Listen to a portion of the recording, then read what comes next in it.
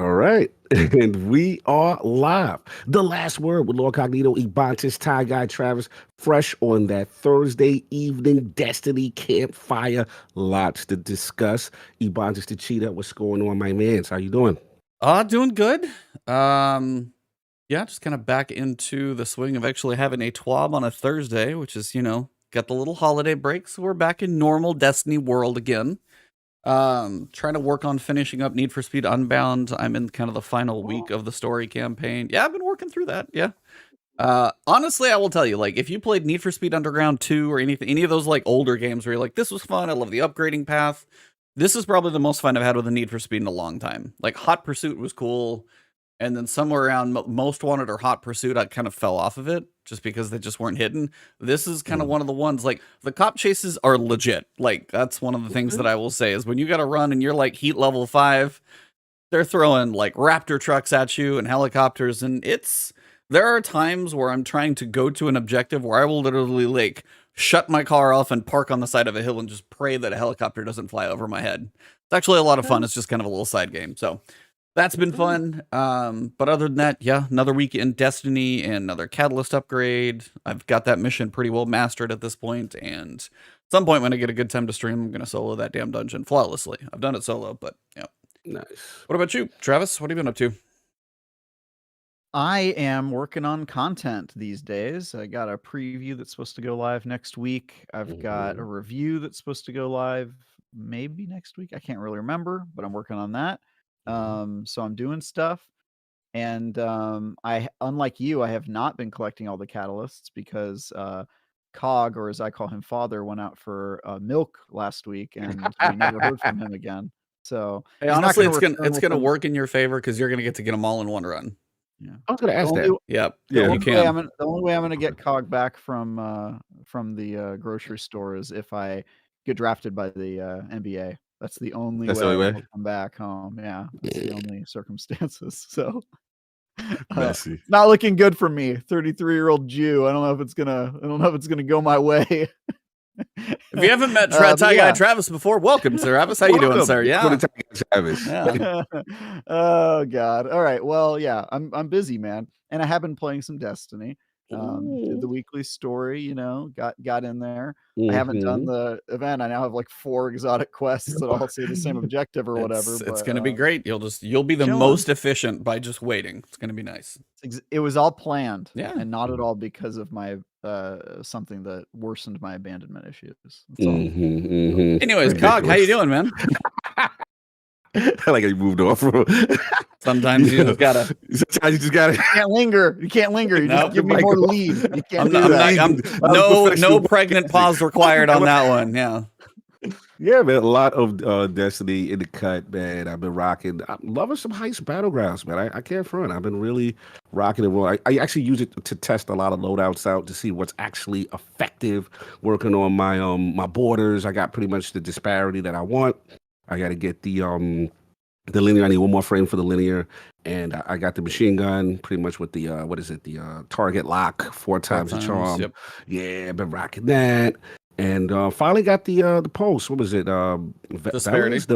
Velis X. No. Yeah. Yeah, Velis X. The void poise with repulsor and golden tricon, and yeah, been rocking and rolling. I got it.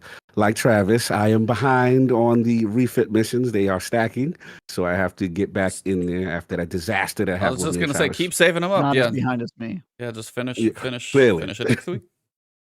Yeah, so that's been it. But yeah, we got a lot of stuff to talk about and a very patient guest, man. Indeed. Before we get to the guest, quick announcement, because this will be live tomorrow through the weekend. 30% off Advanced UG with code Ebontis30.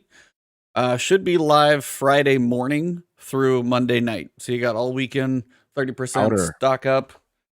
I've been jamming on sour watermelon lately, and of course, hydration, orange. Okay.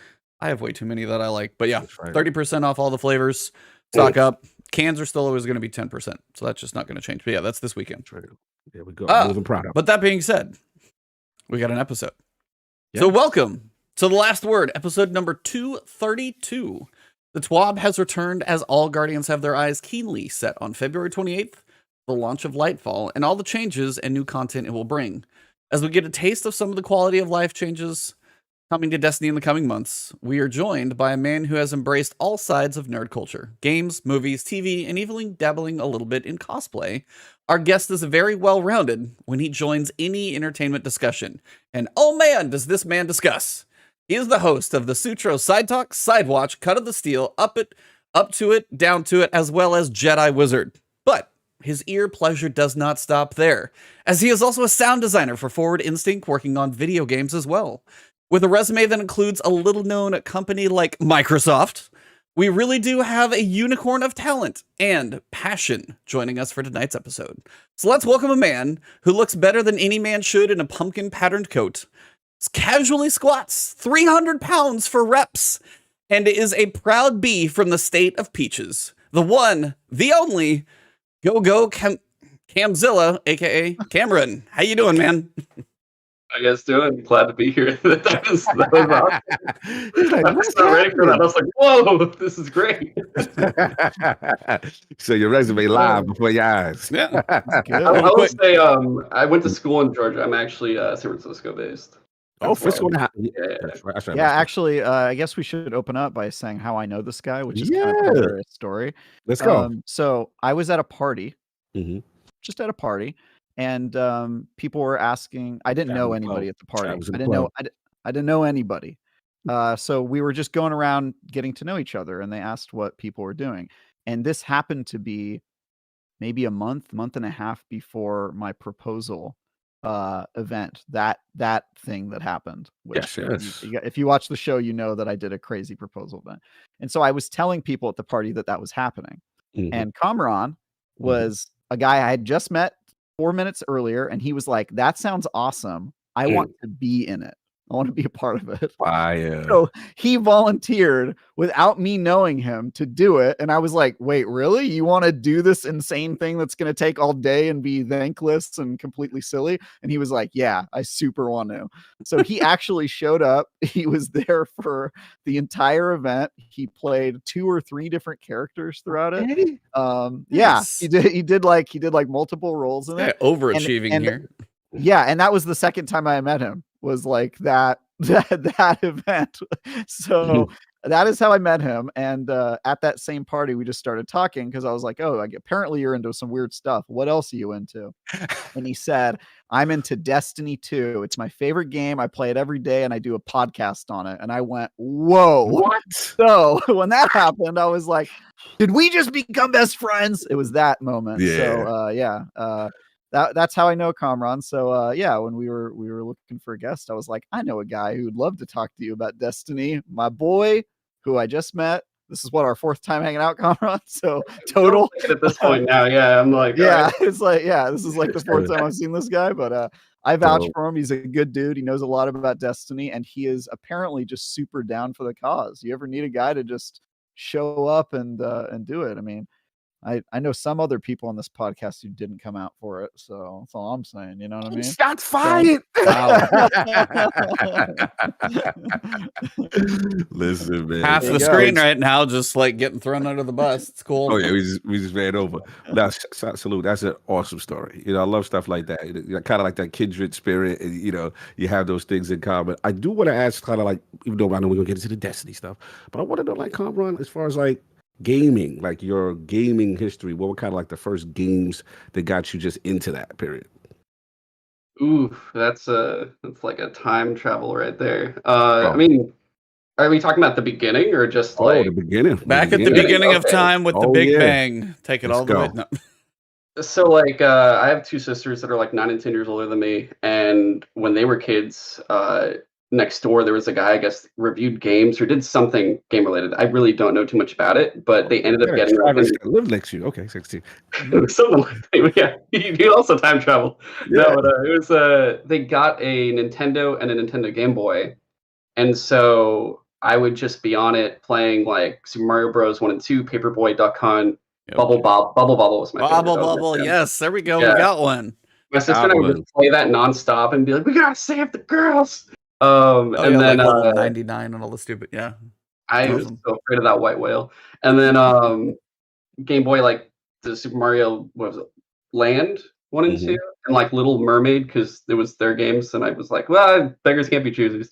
And yeah, it was a good time. But from there, I got like my own N64, fell in love with Rogue Squadron, and then eventually got to like PS2 and like Dinosaurs, Medal of Honor, and kind of rode the PlayStation train for a while. Got an Xbox at a certain point, like a 360, and then just tried to keep up with both. Fell out of Nintendo, but yeah, I'm into shooters, RPGs, stuff like that. A lot of action adventure games, and currently, like I'm like split 3 ways between like Destiny, Hunt Showdown, and my friends got me into like a Valheim server right now. Nice mix. Yeah. Nice. Though I need to play Callisto Protocol before this weekend, so I can talk about that on my own show.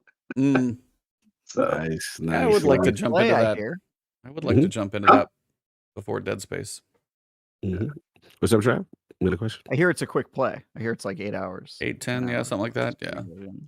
Yeah, a lot of potential there. Cool. So you went from there, and then obviously you said you got a lot of love for first person shooters. So like, was it that kind of like transitioned you into Destiny, or like what were the specific ones like before Destiny? I'm just curious.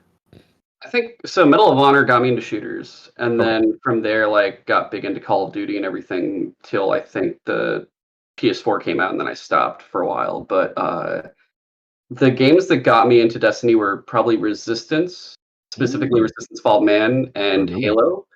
And just because I love both of them, specifically for the lore, for the worlds they were building, and I got like Halo books, everything. I was like reading all of it, getting super into it, and then like I think once a little bit after Halo 4, I started kind of dropping off. I'm like, I don't like this anymore. And then Resistance, like each game was completely different than the previous, which wasn't the best thing. And at a certain point, it just kind of died too, and I'm just kind of like, all right, I guess my like lore fix is gone. And then Destiny was like, hey, we're coming out, and I was like, oh my god. And I got to do like a preview at I think it was E3 2014. I actually got the poster. It's like you could kind of see half of it above the Ratchet and Clank poster that was like from E3 that year too. And I started playing it. I'm like, yo, this is really cool. And pretty much, yeah, it was Resistance and Halo that spawned me into wanting that, knowing, oh, Bungie's working on this, I'm down. And then from there, started playing it and couldn't stop pretty much. And it was the first game that kind of was like an MMO for me. And I had never really done MMOs before. Me too. Travis and I's mutual friend Paul actually was like, hey, let's play WoW. And I'm like, yeah, I'll try World of Warcraft, sure. And then I tried it, and I straight up every single time I played it, I fell asleep. Oh damn! Every time, even if it was in the afternoon, he'd be like, "Are you there?" And my character is just like against the wall running, and I'm just like, Here's the thing. I get that, Kamran, because it's the when you're creating like a queue of actions for your character to do, and you kind of get into that rhythm of like 1, 3, 2, 4, and you're like using your powers over and over again. It sort of gets you in like a meditative state. You know, like I have the same problem with Diablo where it's like use power 1, use power 3, use power 4, and then you just kind of like rinse and repeat. After a while, there's something about that just like calms me, and then I'm like, it's just like falling off. So I totally get that. You say you fall asleep. Wow, that happens to me. That happens. Yeah. No, it's interesting you said that, especially the MMO kind of debut being Destiny. I think me and you share that, is that I never really played MMOs like that. So I remember being in the alpha and like mesmerized by like seeing other names in the game space in the instance, right? And just running around. And I'm like, wait a minute, those are real people doing things in my instance. Like it was just mind blowing to me. So it was like MMO light enough for me to really kind of get into it. So it's funny you said that, but I'll open it up for E. I know he's got questions. Yeah, no, I mean, that's kind of, it skirted the line just enough where it wasn't, you know, the 1, 2, 3 actions. It still had the shooter aspect, but had the, you know, live world, seeing other people in it. They did the right thing at the right time. And, you know, they found the market, they found the looter shooter. They started something, and then so many people have tried to copy and kill it, and obviously most of them have all failed. And then we see somebody on the other side of a company who I won't give a specific name to, who just canceled 3 games, delayed another one, and really can't seem to find their own path. So it's, yeah, if you watch the news, you know what I'm talking about. But that's like the idea of Bungie, like, there's always a little bit of luck in everything that, you know, seems to have some success, but it's like a lot of talent, a lot of thought behind it, hitting like kind of making that like genre niche their own at the right time when there wasn't one. And Bungie really got a nice luck. The one thing I wanted to ask you, Cam, is like top 3 games of all time. Oh man, that's a If you got like 1,200, that's like just no. first I'll like just, 3 or 5 that pop into your head. Don't overthink it too much because I would probably too. Resistance Fall of Man, just because it was a big change for me. I want to say Medal of Honor Frontline, and then Star Wars Rogue Squadron, just because each one had a very big impact on me of just like kind of changing the way I played games or looked at games, I guess. It's a very eclectic group. Yeah. Very eclectic. I don't think we've heard any of those 3 No. here. We ask guests every week. Yeah. That's pretty funny. It's good to Yeah, have a mix though, but I mean that makes sense for what games are impactful. Like, you know, what game got me into RPGs or COG RPGs? I could probably name both of ours pretty quickly, but it was like, you know, the first time you experience one thing that changes how you experience or leaves that lasting impression, whatever it is. That's awesome. You mentioned Bubble Bobble. I thought you might actually say that, but like that was a fun one you remember, but that doesn't have to be a favorite like game changer moment. I like those. Those are It's next to Uncharted 2. They're pretty up there. nice. Pretty up there. Nice. No, I love the eclecticness, especially the Resistance. You rarely hear that, so that's actually good to see some other games get some love. I did want to ask you some specific Destiny questions that we're going to learn a lot about your character. So, I need to know what subclass are we rocking, sir? What person do you gravitate towards? I have and always will gravitate towards being a hunter. Yeah, I'm a hunter man. Yeah, Hunter You- main. well, you- This is round why up- we're not that close of friends, Yeah. right? Like we met, we're like, all right, we're cool. And he's So you thought you like, knew all him. right, you're okay, Yeah. I guess that's fine. So Give me some he love. rounds out the podcast. It's good. He rounds us out. He rounds us Yeah. out. Warlock delegation here, and I'm surrounded by 2 Titans, but it's all good. But I wanted to ask, like, let's get some hunter love. Like, what drew you to the class? Give me, you know, some favorite, you know, whether it be, you know, Void Hunter or Gunslinger. Like, just give me the idea of like why the hunter class was the first pick. I think it has to kind of do with D&D a little bit. It kind of gave me that feeling of like, oh, here's your D&D like group. You got your knight, your wizard, and your like rogue type character. And I always identified with like the archer type person and seeing like, oh, I love westerns, and this is a dude who has a 6-shooter, golden gun, has a bow, and also can just like run around with the staff twirling it around, or I guess back then it was blades. It was arc blades. So those really what drew me in, and I'm like, oh, you get a cloak. I like cloaks. Best class really item. big. Always the best Yeah. class item. Yeah, and I used to really be big into Assassin's Creed. I kind of hate myself when I do it now. I just hate the game more at this point. we But all hate ourselves when we play Assassin's Creed. That's Same.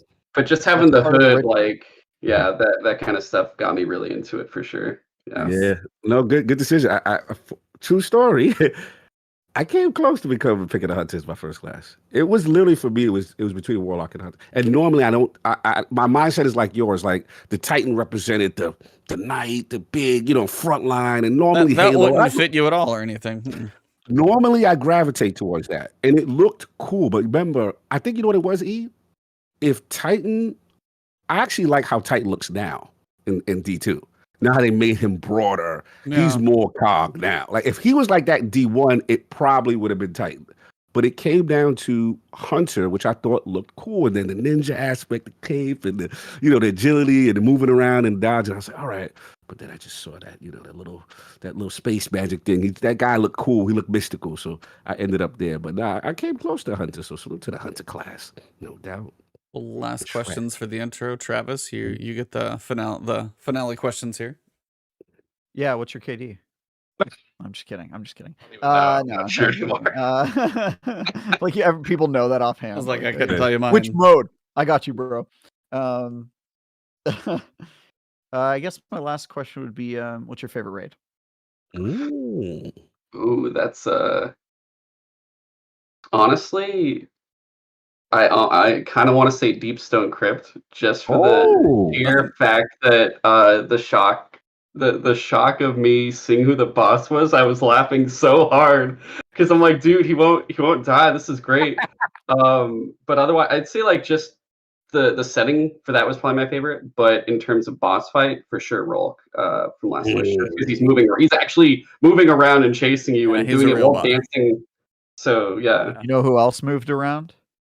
Caretaker. Giant Dragon. Mm. That's right. That's a cool Kinda boss. true. It was unfortunately ruined by the fact that everyone cheesed it. But Yeah, I think that boss fight's really damn cool. Yeah. No doubt. Shout out to Rock getting some love from original flavor. But yeah, that's what I got. Shall we go into today's news? Well, I was Yes. like, before we get to today's news, we got to do a little recap of last week. Iron Banner. Mm. I wanted Yeah. to kind of get your guys' takes to see how much you grinded it out, where you kind of ended up on the mode, if you any tweaks you would make, and Cam, since obviously we have no idea what you think of Iron Banner, and much less how it is this time around. Where are you at on Iron Banner for Season of the Seraph and Fortress?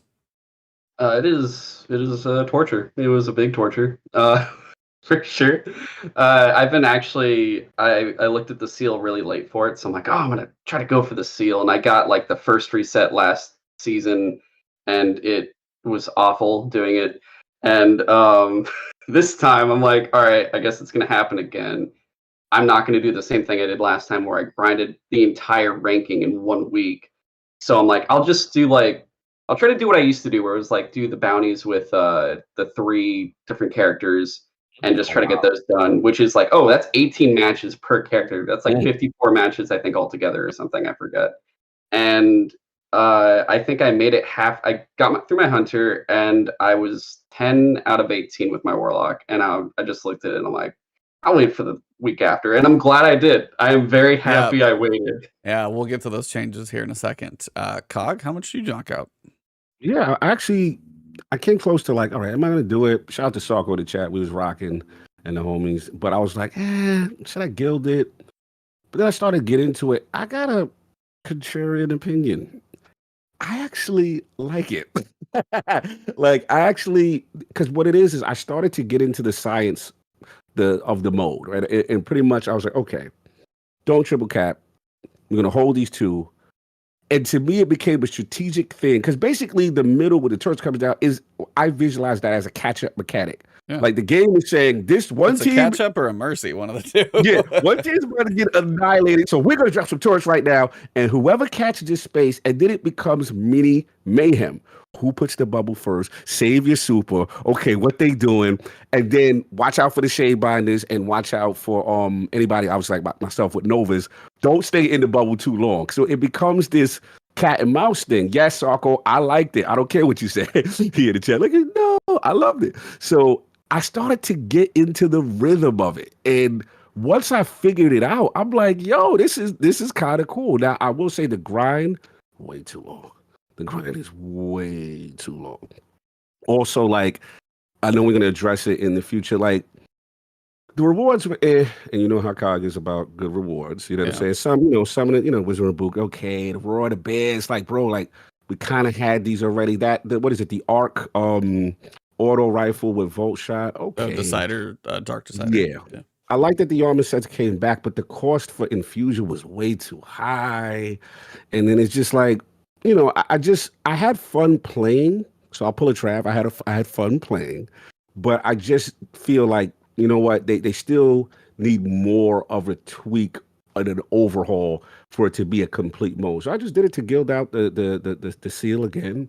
And after that, I was done. But yeah, I actually didn't mind the mode, but I needed to I was gonna say I started to see some toxicity, and also the connection stuff was ruthless, bro. I will Yes, that's it actually a was, good thing to bring up is, I mean, I'm sitting in the middle of Texas.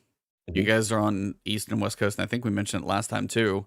Like, being the United States, like, I could understand if you were matching with, like, Asia, Australia servers or something, like, and you're going halfway across, like, the Pacific Ocean or something trying to find a match. But the fact that I would see people just desyncing, I know different people put out videos where they're just like walking into walls and they teleport later and they're dead, or I'm shooting at somebody and then later on it's like I'm just, running to something else and some dude appears that I killed him. I'm going, it did feel, for whatever reason, like the laggiest Iron Banner I have experienced in quite a long time. And I couldn't put my finger on specifically what, because normally that's not like, I have a decent connection, may not be the best, Cross my fingers for July. May have some hope again, but yeah, I was like, yeah, might actually have a chance That's at 5. huge. You keep Oh, getting your huge. hope up. I know.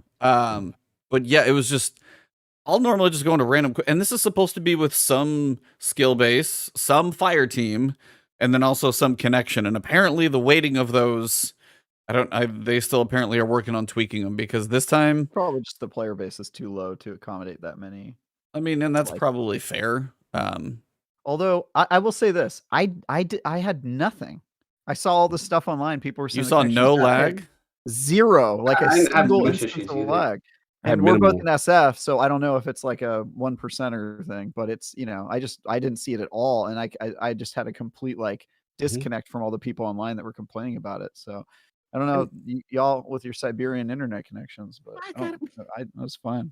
I was like, there was like storms here too, and I was able to play, and I was like, oh, cool, the power's still around. This is great. Yeah. I was like, I have decent, and normally I never see it. That's what's weird. Like, whether it be like trials and it's card based, or whether it's quick play and skill based, or because I'm sitting in probably the very middle of the bell curve. It's not like I'm like searching for a population probably.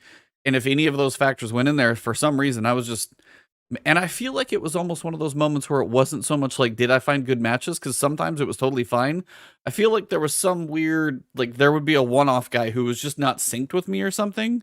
And I think it was more like an odd issue like that. Not so much that it was overall, it was weird. So I don't know. But yeah, that was, I noticed it more than I have in a very long time. And normally that's something I never see and probably shouldn't. Travis, your thoughts on the mode? I actually agree with Cog. I kind of, here's the thing about the game mode. People like Paul, who, you know, shouldn't speak on PvP ever, were complaining about, you know, sorry, Tassie, I love you, buddy, but shut up. Tassie still catching bullets on the last one. Gotta have him back. You know, I love the guy. Come on. Yeah. I know we do. Yeah. And also, you know, we last time I saw him, I think we fought about trials for like an hour and a half. So,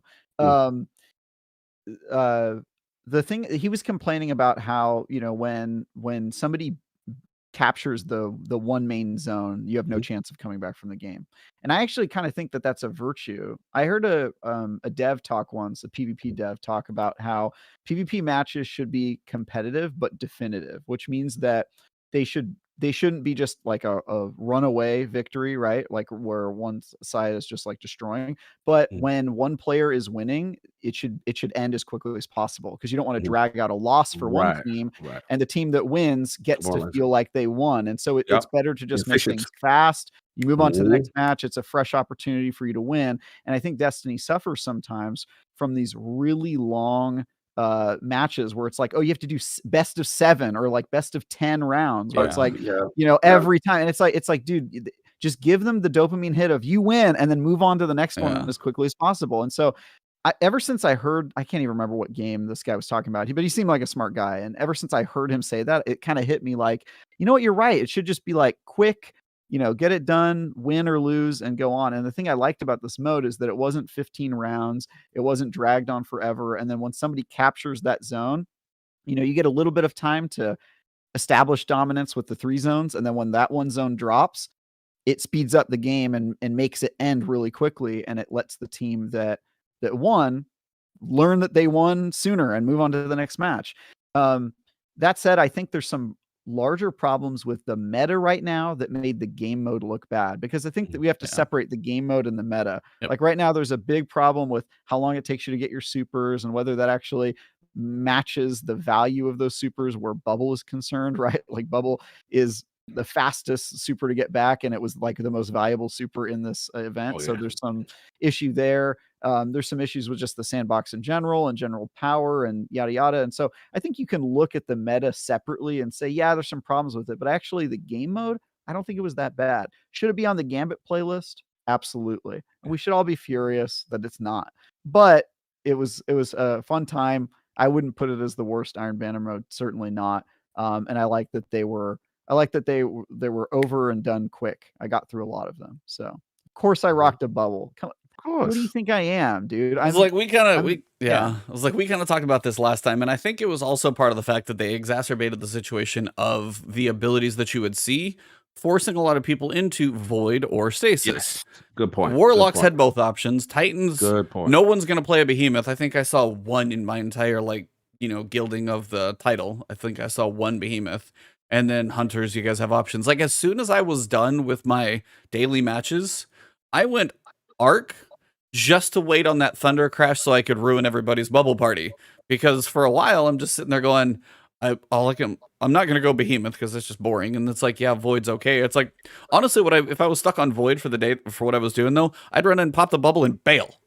So I'm not the one who's going to get killed in the middle, so my bubble can last just however much damage it can take. Yeah, if you come in with a Nova Bomb, it's kind of deleted, but if people are just, like, doing other things or whatever's going on, I'm not in there, and that thing at least lasts as long as possible. But so I don't think the classes helped.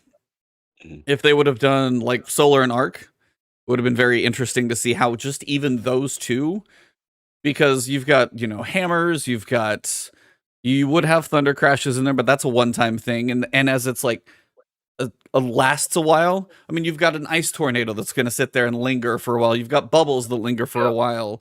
So it's just the idea of the supers they pushed you into are the ones that make that mode feel weirder. But I mean, overall, I like seeing an objective. And I also like the moments where, like, I was down at some points, and then we were able to, like, capture the point the second time, and I had a couple comeback victories. And it like, felt good, yeah, bro. like, I had a couple comeback, but as you both said, well, I think the mode is timed right. You get two, the last little push happens a little bit quicker, but if you can, like, if your team finally gets their act together and about the midpoint, you can kind of start turning it a little bit to come back and hold the middle, get that final push, and then you hold two in the end. Yeah, the comeback victories felt good. Now, granted, I'm not dealing with, like, the opposite ends of the bell curve, like, even probably much worse connections than I was seeing. But overall, I think I had a good time. I was using literally Disparity, the Void Machine Gun. I was literally leveling up my 3 weapons. So I was using Disparity, Ikelos SMG, and then the Void Heavy Machine Gun. So I was just leveling up my my weapons for this season on all of my rounds. So I got them all up to, like, level 18. So I just enhanced perks, everything for this season. So that's all I was doing. So I was not like there were sometimes I had to switch over to just between doing Spire and then this mode, because it is so singular location based. Yeah. Wither Horde. Man, Wither Horde is just too damn strong. It is too damn strong. Like, because I'll use it and screw with people. If you, like, float over, or if you, like, touch it with your toe, it's like instant death. Like Wither Horde, and again, we don't need to talk about Wither Horde. We don't need to talk. And it was actually more oppressive before the nerf. So yeah, and Wither Horde and PvE, it's like I've been using it as well. It's like Wither Horde is one of those guns that's just like look. If it S tier. Yes, it's S plus tier. No. Does it need to be nerfed? Absolutely not. I'm just saying. Say that with all the love in the world. Too late. It's just how the wind flew this time, I guess, or how it blew, like, towards it, where it's like, oh, if you're not using your bubble, then what are you doing? And then if you're a Warlock, it's like, yeah, Shadebinder to clear people out, or Shadebinder was if you could, like, otherwise they're just, like, saving their Nova Bombs for when the Titans pop the bubble, and they go, all right, I got this guy. I think I got that. And then the second Titan goes up and goes, yeah, that's okay. I got a bubble. And then you'd have, like, 4 bubbles overlapping, and then overlapping each other. Oh, yeah. Then you see dudes with the battle of the bubbles, and then it's an inside fight. Yeah. Well, the best thing to do is with Wither Horde, put the Wither Horde on the ground, so then if you can punch Wither Horde and hit him inside yours, you can actually probably kill him. So it's that combination of, like, the stupid little collective fight. Like, there was just a couple tweaks there. It was strategic. Yeah, it was a little bit. I was laughing. Yeah. There was so much tactics just having to be used for it, and if I couldn't do anything, I just run in there, just kind of mess with them, and they all of a sudden turn and be like, "Hey, he's in our bubble," and I'd run out and be like, "I just did it to do it," and I just run away. You know what it is, Cam? For me, it's like when you are in control of it. There's a euphoria for me when you hear the +4 sound for each time you're controlling it. So then now I'm running around the map, picking people off, trying to rush to the bubble. Yeah. Like, no, stop that. We're going to keep these points, rack it up. It felt like I was in a casino. Honestly, let the score go, baby. Let's go. The pro move is as the Titan to drop the bubble and then leave. And bail. That way all your friends can use it, but you don't have to worry about You don't dying risk it, and taking the bubble away from them. So One thing I enjoyed was, or I guess people were like, "What are you doing in Bannerfall specifically?" Because it was like all the way out in the open, in the middle. I would by the tree. Yeah. So the middle like divider there, I would just get to the head of it, right where it's in the territory, and I'm just seeing everyone shooting over, and I just crouched. And I'm like, I'm gonna sit here while we maintain this spot, and if they just get close, I'm like, I'll just kill you. Yeah, Like, what are you doing? I'm like, you want to win or not? We're getting this done. I don't care anymore. Yeah, it was all about saving your super for the important point, because there were not a lot of supers roaming around until that happened, and then most people would dump them then. It was rare. It was rare that you'd see them otherwise. But I will say, changes coming to Iron Banner. I know we're kind of going to go back and forth a little between the TWAB, but being as we're talking about Iron Banner, it's going to come back on the 31st. So that's your other time that you're going to see it this season. And then also they said next season we're going to have it 3 times. So it will be back to 3. So that'll be a little better rotation. You don't have to squeeze it into just 2 if you're worried about when you're going to see it. They also state when Iron Banner returns on the 31st, for those of us who already gilded it, shame on us, because, you know, we should expect things to change. We're planning on increasing the amount of Iron Banner rank you earn at the end of matches, doubling the multipliers you get from wearing Iron Banner gear, having the multipliers you get from completing having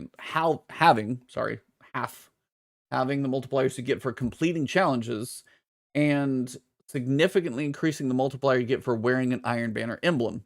We expect this to decrease the number of games needed to earn a rank reset by around 40%, and make it more worthwhile to play earlier in the week, which is true, honestly, because if you're a middle of the week player, you would theoretically get kind of screwed, because Friday is when you get the big multiplier. So if you're wearing the gear and the emblem, that's going to be a bigger benefit, so you can start grinding earlier if you want to, and then the weekly progress is going to give you some of a bump, but not quite as much, but it should be shorter. So if you didn't get the chainmail this last time, which I didn't, I was not going for 2 double resets, because it's a double. You had to go for 2. This time for this season, you have to get for 2 for the if the chainmail's like on rank 15 of your first time through reset, and it's rank 15 of the second time is the chainmail. So it's a grind to get there. If you don't have the seal before, you're gonna get it anyway. So yeah, I'm halfway. I just needed 1 more reset. I honestly was like, oh cool, I just need 1 more reset. Huh? So it's a shader that would turn basically most class pieces into chainmail. It's really cool. Yeah, it's a rare kind of one of those shaders that actually does something cool, as opposed to I'll get it next time. Whatever. So that's the main changes coming. So rep should be faster 3 times next season. All in all, sounds like very good changes. It is kind of one of those things, like, if they were thinking about changing it though, why didn't they do it this time? It was like, so they had 2.5 seasons. So it's like, if you already grinded it out, you grinded out already. It's like, I'm not gonna read whose feedback this is, but somebody was like, I got to around 5,100 on Monday and like 6 hours of games and a 3-stack. That's 24 hours of Iron Banner in a week. And they just had some wonderful expletives after that. But it's just like, the grind was too long. So I'm appreciating the changes for sure. That's probably one of the biggest things. But 3 times, better rep. And then I'm with you, Cog. The rewards right now, there's not much I want. Like, armor, I don't care about. I really don't. Maybe Lightfall give me a reason to care, but right now, armor's not too big of a deal. And then when it comes to the weapons, Ganora's axe had Volt Shot, which for the right person I could see, but I suck with that weapon. Like, any slugs are just not my thing. I got a subsistence Volt Shot Dark Decider, because every engram I put into that. So I got a decent Dark Decider, but like, versus Ikalos, I don't know if it's going to compare, but I mean, technically I have one, so it's not that much of a need. And then you've got, what else is sitting out there? You've got Roar the Bear, which rocket launchers don't seem amazing right now. Nothing really seems... I mean, what your Heroes Burn I guess I was going to... Do what? Heroes Burn is actually decent. I probably got an okay roll. I just haven't tested it yet. Is it better than any of the SMGs? Like you said, your Ikalos, like you're going to put your Ikalos down. Yeah. Are you going to put your Funnel Web Midas, or... Funnel Web or Midas, Mini Tool. So I agree. And unlike you, I tried to infuse and target farm for Dark Decider, but the costs of entry, oh boy, which we will get into. We'll get to that here in just a second. So, yeah, They emptied all the crazy people's legendary shard wallets, and now they're going to lower the cost for the average fellow. So they let that one happen. But I think one thing everybody showed was funny. Like, you have 7,000 blowout rocket launchers. All of us do. It's like the Edge Transit again. And somebody was saying, it's like, why am I not seeing Iron Banner gear drop some more? Like, that needs balance, because you should be seeing Iron Banner armor, Iron Banner weapons drop at least 50-50 to this crazy PvP rocket launcher. At least half. That seems like a reasonable request. If I'm going to spend 24 hours in a mode, some of these drops at the end of matches should not be the Crucible rocket launcher for the 700th time. Seems reasonable. That's all I'm saying. If anybody's listening, trying to ask nicely, just like 50-50. That seems all right. Speaking of the focusing, though, you guys literally mentioned it. So the focusing cost for all Trials of Osiris, which is the worst, Iron Banner, Crucible, and Gambit, and we know Zavala's probably going to get his update come Lightfall. They will be reduced to 25 legendary shards, down from 50. So you're focusing on any of the vendors should go down. Adept weapons are going to go down to 50 from 250. That's big. Yeah, that's a fifth. That's crazy. Now I understand. I honestly hadn't paid attention that much. I forgot it was 250 because I heard some people in that first week of Iron Banner, when it was broken for the hand cannon, they lost all their shards because they spent them all because it was so much. And the Glimmer cost is going to go down for 5,000 from 10,000. So I mean, some of it's cut in half. The Adept weapons cut by a fifth. So I mean, that stuff's pretty much all good in general. But yeah, I would say overall Iron Banner kind of decently positive, I would say. Yeah. It's like they're reversing inflation in the game. It was like, oh, thank you guys. Yep.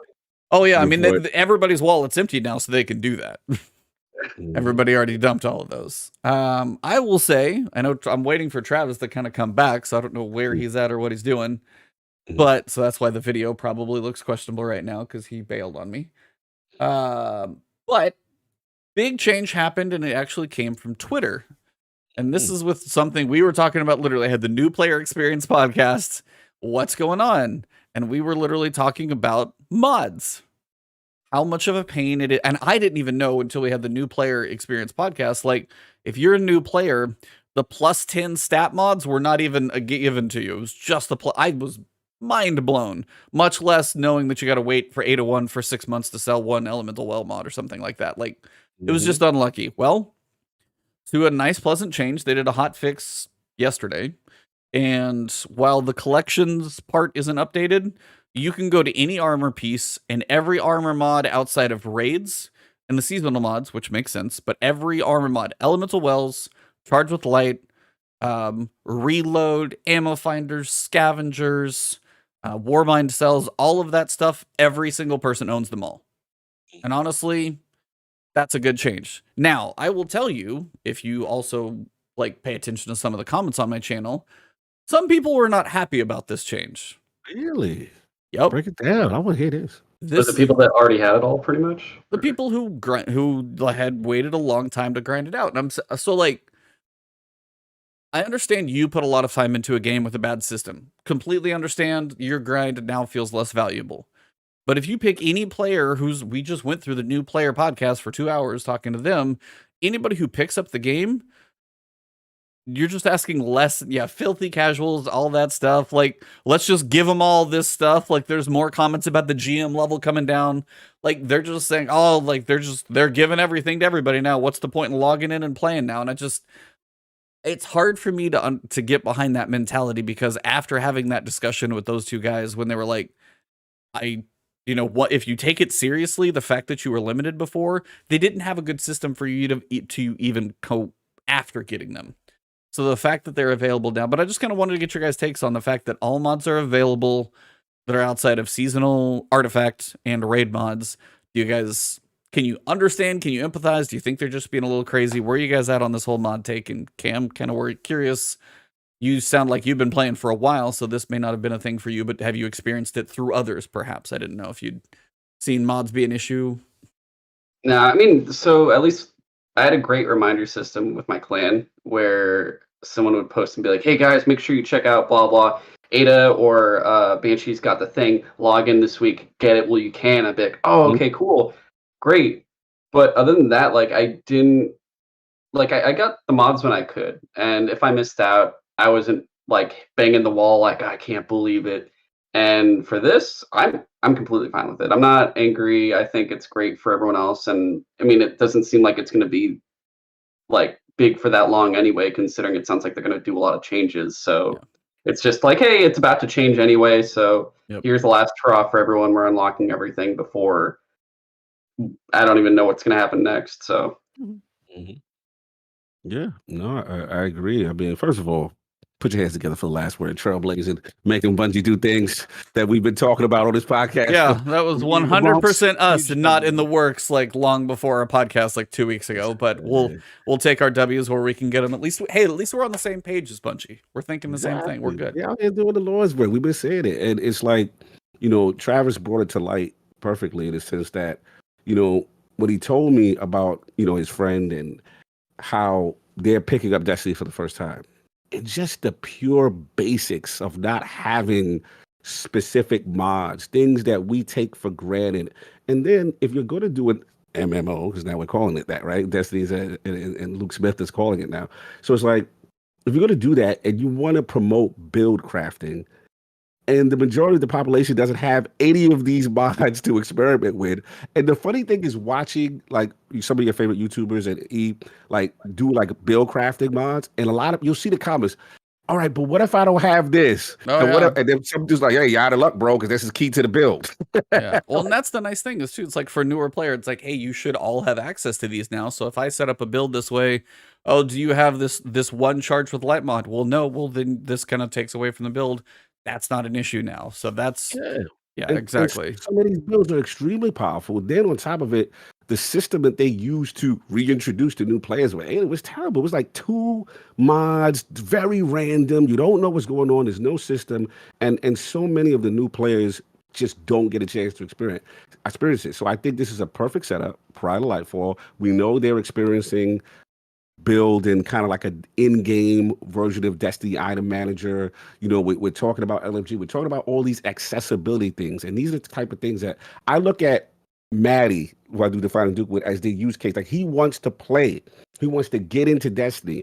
And he's just like, I need the barrier of entry to be easy so that I know what's going on. And these are those kind of things to break away the layers, because you want more people playing the game. You want more people experiencing these cool things. So I think it's a great move. I was surprised they did it. I'll be honest. I didn't see it coming. It was kind of like, tune in tomorrow. Yeah, I honestly figured it. Well, I also figured it'd be an update to Ada. She'd sell more mods. She'd kind of have a bigger rotation. You'd get them more frequently, not just. I mean, they did the one that I had, like, the tiny dream in the back of your head, like, maybe they'll just give them to everybody. And you're like, but surely they're not. Bam. It was 1 day warning. I was like, okay, cool. Yeah, so I thought it was overall good. So we'll see how it plays out in the long term with Lightfall. Yeah. Trav? Any thoughts on that, Trav? Yeah, I do have thoughts on that. So I think this was like one of the things that really was very obviously like going against their own game development design. Like they're the company that experienced, get kicked if you don't have Gallarhorn. You know what I mean? And I think in the age of that, where they've tried to make all of the weapons super easy to get, with the notable exceptions of the raid weapons that take forever to get but aren't really part of the meta, it's weird that something as basic as I need to get 100 resilience became a gate kept sort of activity for people that were new. Because I feel like if you're going to do Grandmaster Nightfall, which, as you guys know, my friend Brandon, who was on an episode a while back, tried to do, that's the new have Gallarhorn or kicked, is you need to have 100 resilience, you need to have these certain mods. And the fact that those aren't accessible to people except for by an arbitrary kind of advent calendar Xur type situation is insane to me.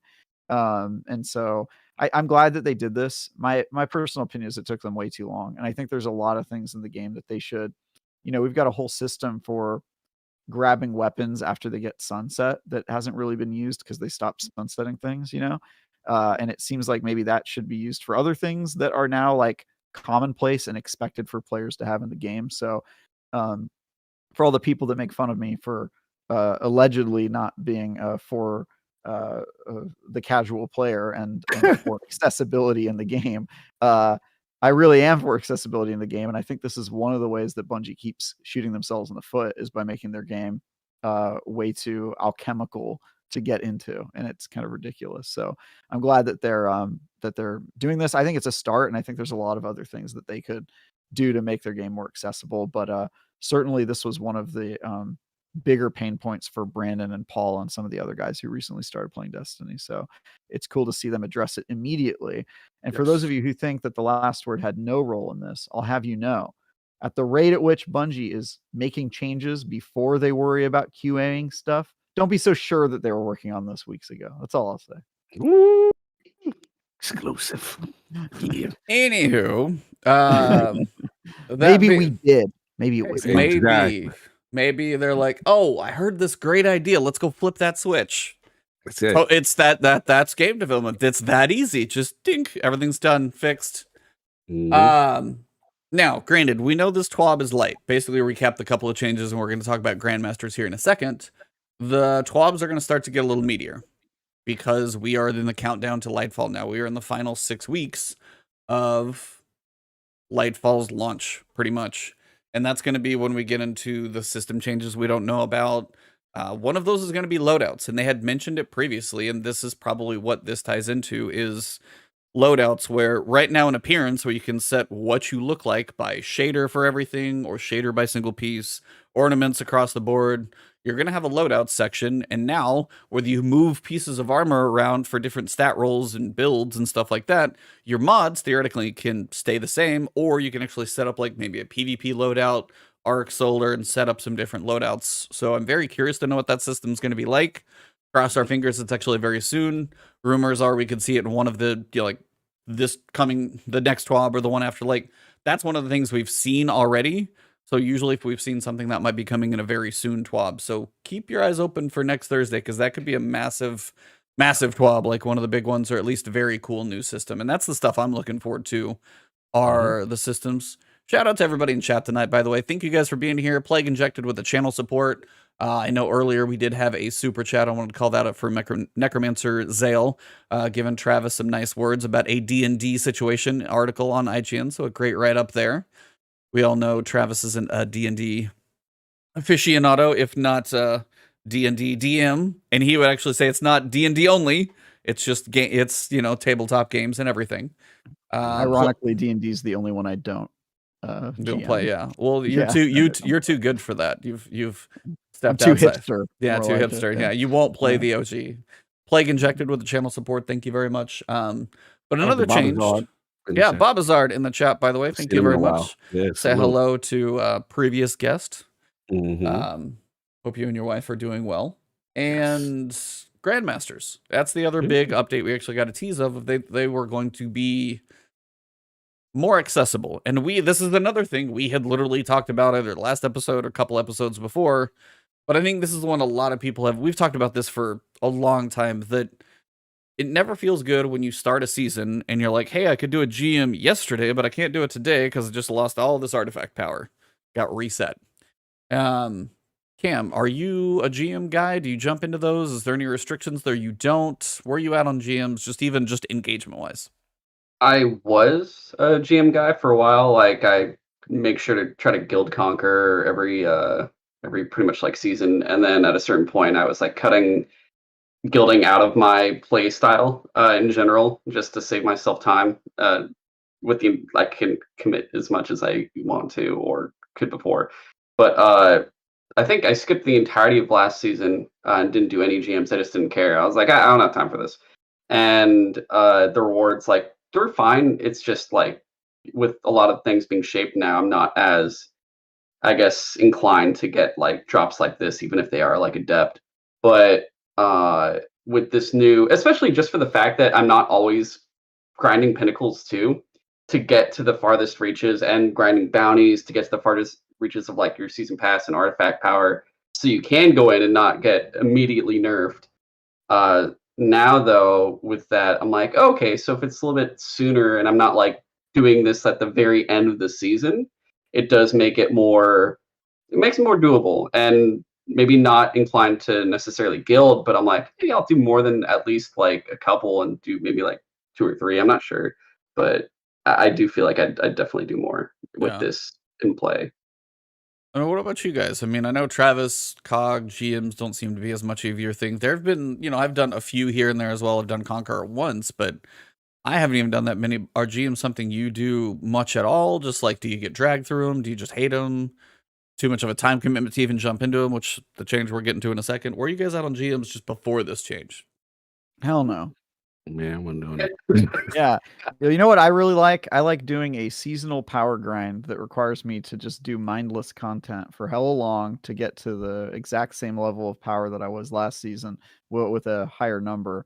And then go into strikes I've done hundreds of times and feel arbitrarily super weak because they've made everybody else arbitrarily super strong. I love that. And GMs are just really a great experience overall. I also love doing strikes and feeling like the entire time I have to hide in a corner and play the game in a manner it was not meant to be played just to be competitive. That's super sweet. I love GMs. They're great. I play them all the time. Yeah. Travis not mincing his words by any stretch there. Cog's motto, just gotta be worth the squeeze. And I just was like, nah. I mean, the adept stuff was an attempt.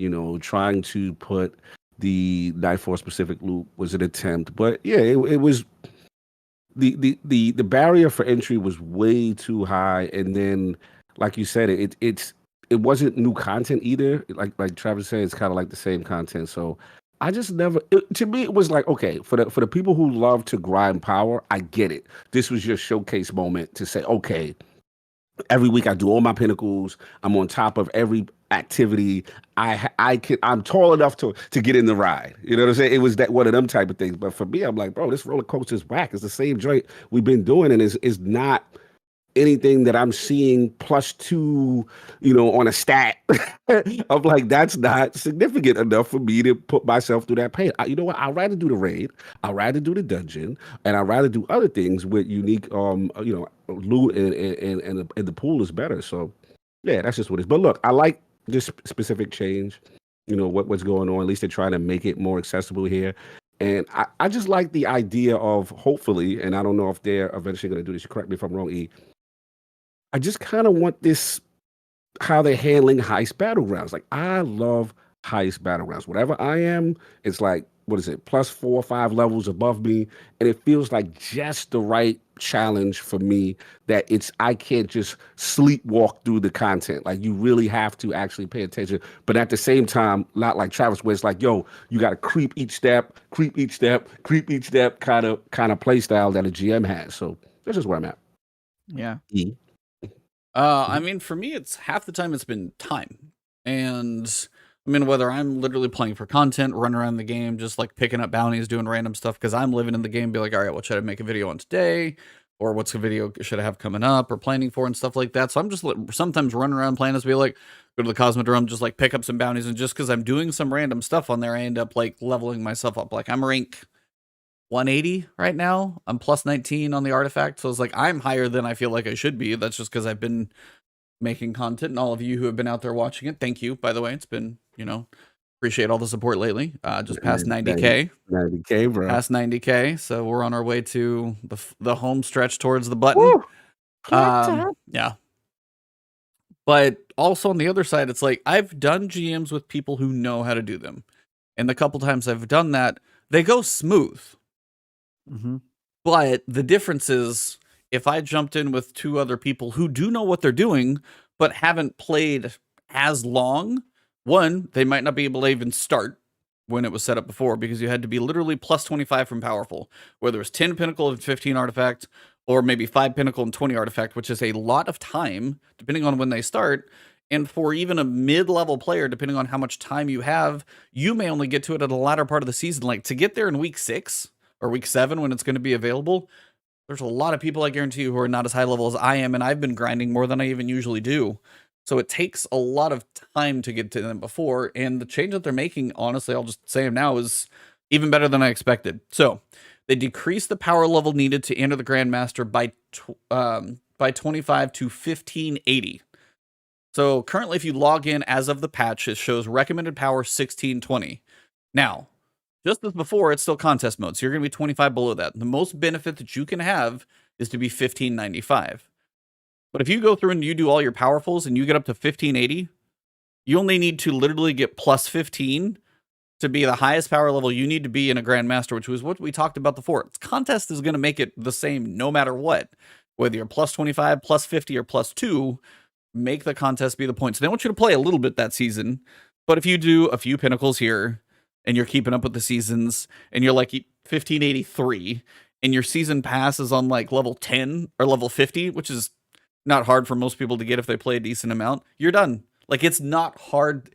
It was that extra 10 because it's exponentially longer was so much worse. So just bringing that down. And now you can technically go in at 1580, which is the powerful cap. Now you're going to be minus 40.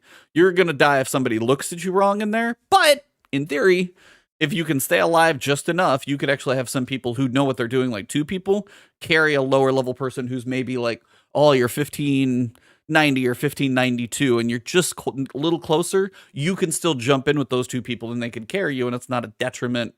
You're just going to have a little harder time and be aware of it. But like, those are good changes. So still minus 25, still going to hurt. You know, 1 sniper is still going to nuke you. Not much you can do about that. But to be able to get into it, it's 10 lower, and also they opened it up so even 15 below that you can enter. You just may die real fast if you do. So you may be 1580, be like, oh, I can boot this up, and just instant death, and be like, all right, I got some leveling to do. But it is doable now, which that's the changes. So I wanted to get your guys' take on these changes. If this is something that now you're like, okay, are any of you, are most of you guys, let me know in chat, if you are 1595, and this is with artifact power and everything, if you are 1595 and above, give me a 1 in chat, because there's quite a few of you out there right now. So let me know. And then for you guys, go around the horn and let me know, do you guys think these changes will make you even try them, look at them? Or if somebody's like, hey, do you want to give one a shot? Now that the power entry or the barrier is not so much, will you go for it? And Cam, you get dibs. Like I've said, it's definitely more feasible instead of having to be like, oh, I need like what, the full Pinnacle 10 and an Artifact 20 to even think about doing it. And then like once you get that, you're like, oh, I can finally do GM, and it's like, cool, dude, you got just this week. Have fun. No one wants to do it with you anymore either way, because you didn't grind like everyone else did at the very beginning and kill yourself with 3 characters just to get there. And I'm like, oh, that's why. Now I'm like, oh, this is 1, I don't have to do all of that and wait till the very end. 2, it gives you potentially, maybe depending on your skill level, a little bit more freedom to choose how you want to play. Because let's say, at least from my experience so far, if I'm playing and I'm the only hunter, most likely I'm going to be Void, and I'm going to be cloaking everyone like non-stop, because that's my job. That's just my job. I got to do that always. And if it's like, oh, hey, we're like already all 1595 and this isn't too bad, it's like, hey, you want a golden gun? Be like, oh my god, I can do that now? That's crazy. I'd love to. Let me throw on some Celestial. This is gonna be fun. I can actually like shoot the boss instead of just run. This is gonna be great. So I think it's gonna be a lot better, and it'll give people a chance that never even comprehended the idea that they could do it to now do it, because the casual players probably never even touched a GM. I've heard people like, hey, I like to run them. Be like, oh, which ones have you done? Oh, this will be my first one. I'm like, oh, how long have you played? Oh, for like 2 years or something. And I'm like, good. Oh yeah, let's see what we can do. Now now you can do it. It's great. Yeah, I'm the same boat. I mean, I want to give it a shot just to see how the difference is, to see how it feels. Kind of in the same boat as Cam, in the sense that, like, you know, I'm in that boat too. It's like, bro, Warlock, you know, you got to bring a well in here, like, kind of deal. So, you know, I like to kind of experiment and do other, you know, play styles. I'm really in love with the Arc 3.0 Warlock changes right now, which I have some really fun builds that I want to kind of bring in there. So I would like to test that out to see how oppressive it is if I don't bring the well, just to test that out. But yeah, look, I'm willing to give it a shot just to see. You know, I like the changes in general, but you know, I got to see the jury's still out once I've, you know, done it a couple of times to see if I'm truly entrenched with the changes. But yeah, so far, step in a positive direction. Trav?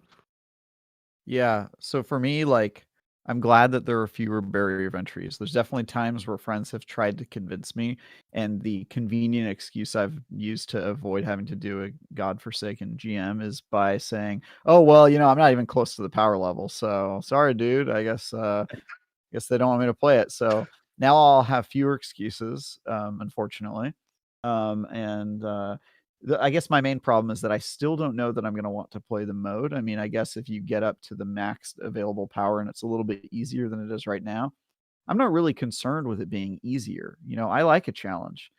My problem is that it feels imbalanced and not particularly fun to play. I don't like the crazy meta of like having to use, Ursa Furiosa and, hold out your shield while everybody shoots behind it while you stand in the corner of the room. Like, to me, that's not really the fantasy of playing a guardian, cowering behind like a small shield in the corner of the room while you hide from one shank that's got a yellow bar. That doesn't really seem like what Destiny was supposed to be. It reminds me of Destiny 1 when the only way to beat strike bosses was by cheeses. Remember that? Jesus, Like yeah, facts. Golgoroth, or what was his name? Is it the light blade? No, the ogre from the Strike on the Moon, where everybody was doing it by standing outside of the room 2 doors deep. Remember that guy? What was that Yeah. ogre's name? Yeah, anyway, yeah, that guy. It reminds me of that when I play GMs, and I don't really think that's that fun to experience. So I would like it to be, closer in spirit to a contest mode raid where it's legitimately challenging, but it doesn't feel like it's just like Fogoth. Fogoth, yes. Fogoth, that's right. Yeah. Fogoth. Wow. Yeah, I forgot about those days. Yeah, so I would just like it to be closer to, a challenge that feels like you're still playing Destiny, not like you're playing this entire other game mode that really bears almost no resemblance to the game that you like. So that's where I'm at with it. Like, for me, it's just one of those that it is nice to be able. The changers are good. I think it opens up to people, whether it's something like, even what was it last season? I was like, dude, you have to just jump in with me and do Devil's Lair. Like, this is the GM you can get done. Just a little bit of patience, not too bad, 30 minutes. And then when it's, especially if it's like good rewards, you'll get like 2 golf balls, like 7 prisms, 2 weapon roll. Like, when they vomit the rewards at you from doing like 1 or 2 GMs, that's when it's like, for some people, it's like, hey, I don't quite have enough to level up my armor. If they make this more accessible, some more people can jump in. And I bet you, honestly, like, I did a video over the Find Fire Team feature on Bungie.net recently. And some people are like, hey, I use this thing all the time. Other people are like, thank you, I didn't know about this. But honestly, if it comes to getting like 100k on a Nightfall, or doing my legendaires for the week, because that'll get you, the legendaires will get you your red border once a week. Just even do those on a consistent basis. Just go in there. Don't need a microphone. Don't need anything. And honestly, with a GM, half of those GMs, if you like give them a couple tries, you could probably do a GM without a microphone. Like, after a while, once you know how some of those work, you could probably do a GM without a mic. Now, granted, that corrupted one though. Oh, I mean, yeah, there's some I would not touch. Like Corrupted, I wouldn't do. Lightblade. I'm trying to think of the Glasswave. Those are the 3 I probably wouldn't touch without like a mic. But there's some that are just not as bad. And granted, if you jump into that without a mic, you probably might have some kick to orbit moments. But I bet some people could get them done. But in general, like, there are more access to these things. And when you can go through a strike in like 20 minutes and somebody who's good does a GM in about the same amount of time, and they're just swimming in a golden vault like EK, like, yeah, there's some balance that needs to happen there. So I'm glad it's just more accessible. And also just, hey, if I'm having a slower season or I'm just not grinding bounty and I'm like, oh, I'm only season rank 150 instead of 200, I can still do my GM. It's like, it seems just nicer. So I'm overall 100% for it. I don't think, because again, it's still going to be minus 25. Everything's going to kick your butt. It's not going to be easier. You're still going to die just as easily. It's just more accessible to a larger base, which I think is just a totally good thing. And again, this is where some people are like, but I'm level 16, 17, and I grinded my butt off doing a whole bunch of stuff. And it's just like, if you do, that's totally fine if you love playing the game, but I don't think restricting others is helping anybody. Especially as Destiny doesn't seem to be gaining players. It seems to slowly be bleeding them out, but that's a whole different problem. Maybe Lightfall will do magical things for the new player base and get everybody in here, but yeah, we'll have to see. But that's about it. They did have a little thing. If you're curious how certain things are made, by the way, like concept art, when they make certain things, like a spoiler warning for 5, 4, 3, 2, 1. If you haven't collected all 50 security drones, this is your final spoiler warning of what is behind the door, in the mission, at the bottom of the jumping puzzle. All right, you've had enough time. If you haven't looked, that's it. Anyway, if you haven't seen the dog in the Good Boy Protocol, which is amazing, and I love that Easter egg, especially because he sits in the helm and you can pet him now. The concept of how that was made with the pink squatting dude where they reach out and pet the dude, that's weird. Follett did a video on that, and he was like, now my eyes, it's been burned into my head now because this weird concept art. But it's like, oh, we got to see if you can even pet anything. So they had to work on the animation, but they're petting like this weird squatting pink skinned man, and they're petting him on his head. And I'm going, it looks weird, but they should have made it that instead. They should have made that. I don't think we needed the dog. I think that should have been what was in the game. Yeah, the pink man would just be like, "Hey, boss!" Like, they can keep everything else the same. Pet the good boy or good boy protocol. Yeah, same exact. No changes needed. It's just an exoframe, but it's just solid pink. Yeah, I'm into it. Anyways, no explanation needed. So I thought that was cool, but like the concept art, you definitely see like always seeing a little behind the scenes. You're like, oh, that's what that looks like first. That's a little creepy. Okay, the dog looks better.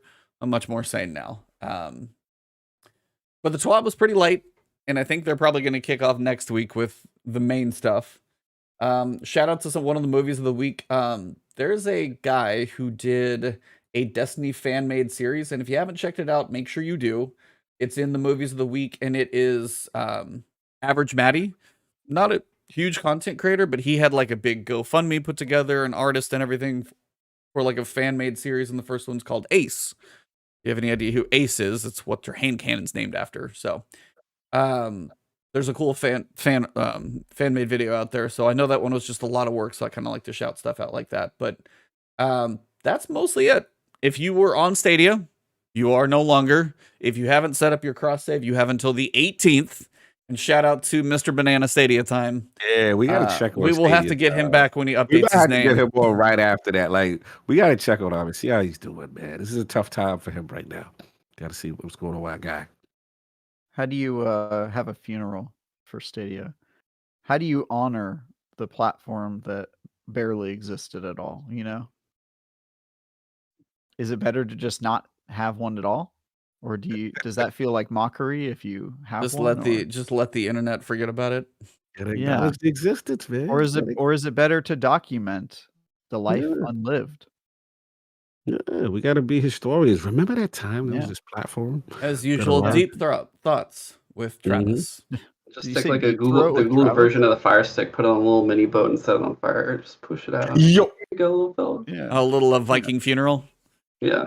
A little Viking funeral, and shoot the arrow as it goes over the waterfall, and just the little Stadia logo burns up into it. And then you see the Stadia land at its final resting place right next to the Sega Saturn and the Ouya.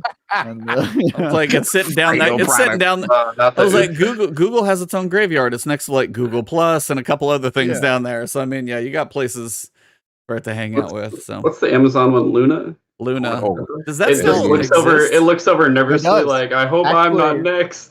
Yeah, the Luna is Amazon just has enough money to keep it alive indefinitely, and they don't have the same instinct to kill an idea as soon as it starts going sour like Google does. Except their games. Yeah, I heard Luna's great to play their game Crucible. Oh wait, never mind. Oh, shots. Yeah. I don't think they'll ever have their own games, but I think that service will be around because Amazon has such an interest in the cloud space. Well, I'm about to kick Travis out of this call because he got in here long enough than he was supposed to be. But Travis has something he's got to go do. He's wearing a suit and tie, but for a reason tonight. So, sir, let him know what to look for, and we will catch you soon. Quick wrap up for you.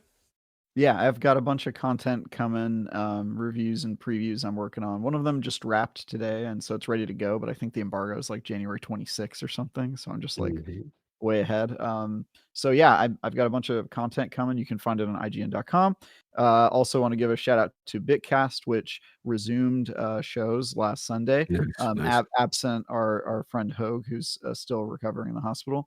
We're going to do another episode on Sunday. We're going to keep the show going without him. But if you didn't catch last week's episode, I think you should, because it's pretty special, because we honor him and talk about what happened and stuff like that. And it it was nice to be back with the gang to put some sunlight on the wound, which is cool. But yeah, other than that, I'll just be online playing Destiny. Hit me up if you have any questions. Oh, and you should actually read the article I wrote, my first actual real news story for IGN this week, where I talk about what's happening in the world of Dungeons and Dragons. I have another article going live tomorrow to talk about the absolutely bonkers announcement that happened today from Paizo about how they're going to be responding at the makers of Pathfinder. So if you care at all about tabletop gaming, it's been a crazy week and a half for it. So crazy that IGN realized that they should consult me, the tabletop guy, about the stuff, since I know a lot about it. So I've had a chance to write about it now on 2 occasions. So check that out if you care at all about that stuff, because it was just it's been fun to actually be a journalist for once instead of just a critic. I'll still never call myself a journalist, though. You can't make me. That's me, guys. So I'll let you guys wrap up the show on your own, but I'm gonna go. All right, Triple T, Tabletop Travis. Enjoy your adventure, Travis. Have a good one. Tabletop Tiger. All right, bye. Do that, brother. All right, 1 second here. I almost had it. Edited. Gone like the Stadia. And like that. And like that, we're pretty good. No doubt. No, hold on. One person. Technical professional podcasting, go. That's what we do. There we go. Okay, cool. Good. Look at that. Look at that adaptability on the fly. Look at that. I already got the scenes made. Sometimes just everything isn't quite right from what it was before. So, no doubt. But yeah, like this is kind of the point to where we're about to hit the ground running with whatever's going to be coming for Lightfall. One of the things that seems to be running around from Twitter seems to be that next week might actually be focused on like build crafting changes and stuff coming to Lightfall as well. So as we know, they talked about loadouts and stuff before. What do you guys want from loadouts? What do you guys want now that everybody's got the mods? What do you guys want out of loadouts, whether it's from other games that you think will be applicable here, anything Destiny could do different? What do you guys hope to see just in that feature, maybe? Cap, what you thinking? I want everything. I feel that. He's simple ask, just everything. I think everything from cosmetics to armor, intricate, like for the weapons, like I definitely want to be like, oh, this is my GM build. This is my not Iron Banner build, but like a Trials build, a regular Crucible build. I want like a full line of just like 10 slots, and it's like, oh, these are your 10 different builds you can make and choose to have them for whatever. Kind of like what if it's only 5 and not 10? Oh, then I'm gonna start building Molotovs probably. No. I think it's like the way I look at it is I look at the ghosts. How do you build the ghost? And it's like, oh, this is my Vanguard ghost for strikes, and it gives me rewards for that and Crucible and so on. Like if they can have that with ghosts, like it should be pretty easy to do that with everything else that you're already utilizing. I think that transmog, like the way the transmog's has been a good kind of like trial of that, I guess you could say, of being like, oh, let's apply shaders to everything and stuff like that. But I think the game I've been utilizing a lot that has loadouts that I pretty much utilize all the time is Hunt Showdown. And that one's everything from like, oh, here's your gun slots and here's all your different like consumables and your gear that you're always going to run with that you don't run out of necessarily. And you can kind of either change it to how you want to play. Oh, do I want to be close quarters? Do I want to be range? Do I want to be medium or something? Or you just want to fit it to a character or something like that. Like, I want as much freedom as possible to just kind of choose if this is, is this a cosmetic loadout? Is this a full-on sweat loadout? That kind of thing. I don't know. Any, like, in terms of like, I guess weapons themselves and mods, I'm not too sure how I'd want that. That's like kind of too crazy for me, but at least in the base thing, I just want a thing that I can dedicate to a specific mode. I feel that. Yeah, I mean, I've got my eye. I'm not concerned. I'm curious to see how they handle it because generally, the way I see it with this whole freeing up of the mods that they just did, it feels like a precursor to something bigger. So my curiosity is like, okay, what are they going to do now with build crafting? What are they going to do specifically with affinities? Because a lot of these Oh, that's my mods, question. That really is. a lot of these mods are tied to specific, so classes. Where you have solar armor, stasis armor, and they're very effective. But you have to kind of build in that way. So if we're going to do something that's going to affect the new play experience, how is that going to be implemented? So there's a part of me, I'm not going to lie to you, that I expect maybe a more robust revamp than we think. And also, we also have to think about the negative too. Maybe some things may go away. Usually, Bungie sometimes My does War that. It's Mind like, okay, cells, they're gone. we're going to let you play now. We're going to give you all this stuff that I have added. But come Lightfall, maybe cells go away. War Mind cells go away. Maybe elemental wells, they're known, and then especially if, let's be honest, there's some builds that can get really serious, man. You know what I mean? Like I was running, I forgot who's my man we had on, and I'm running the kind of like a Shadebinder, Ostomancy, and I could do almost unlimited stasis turrets. Yeah. And I can run like 2 firepower mods.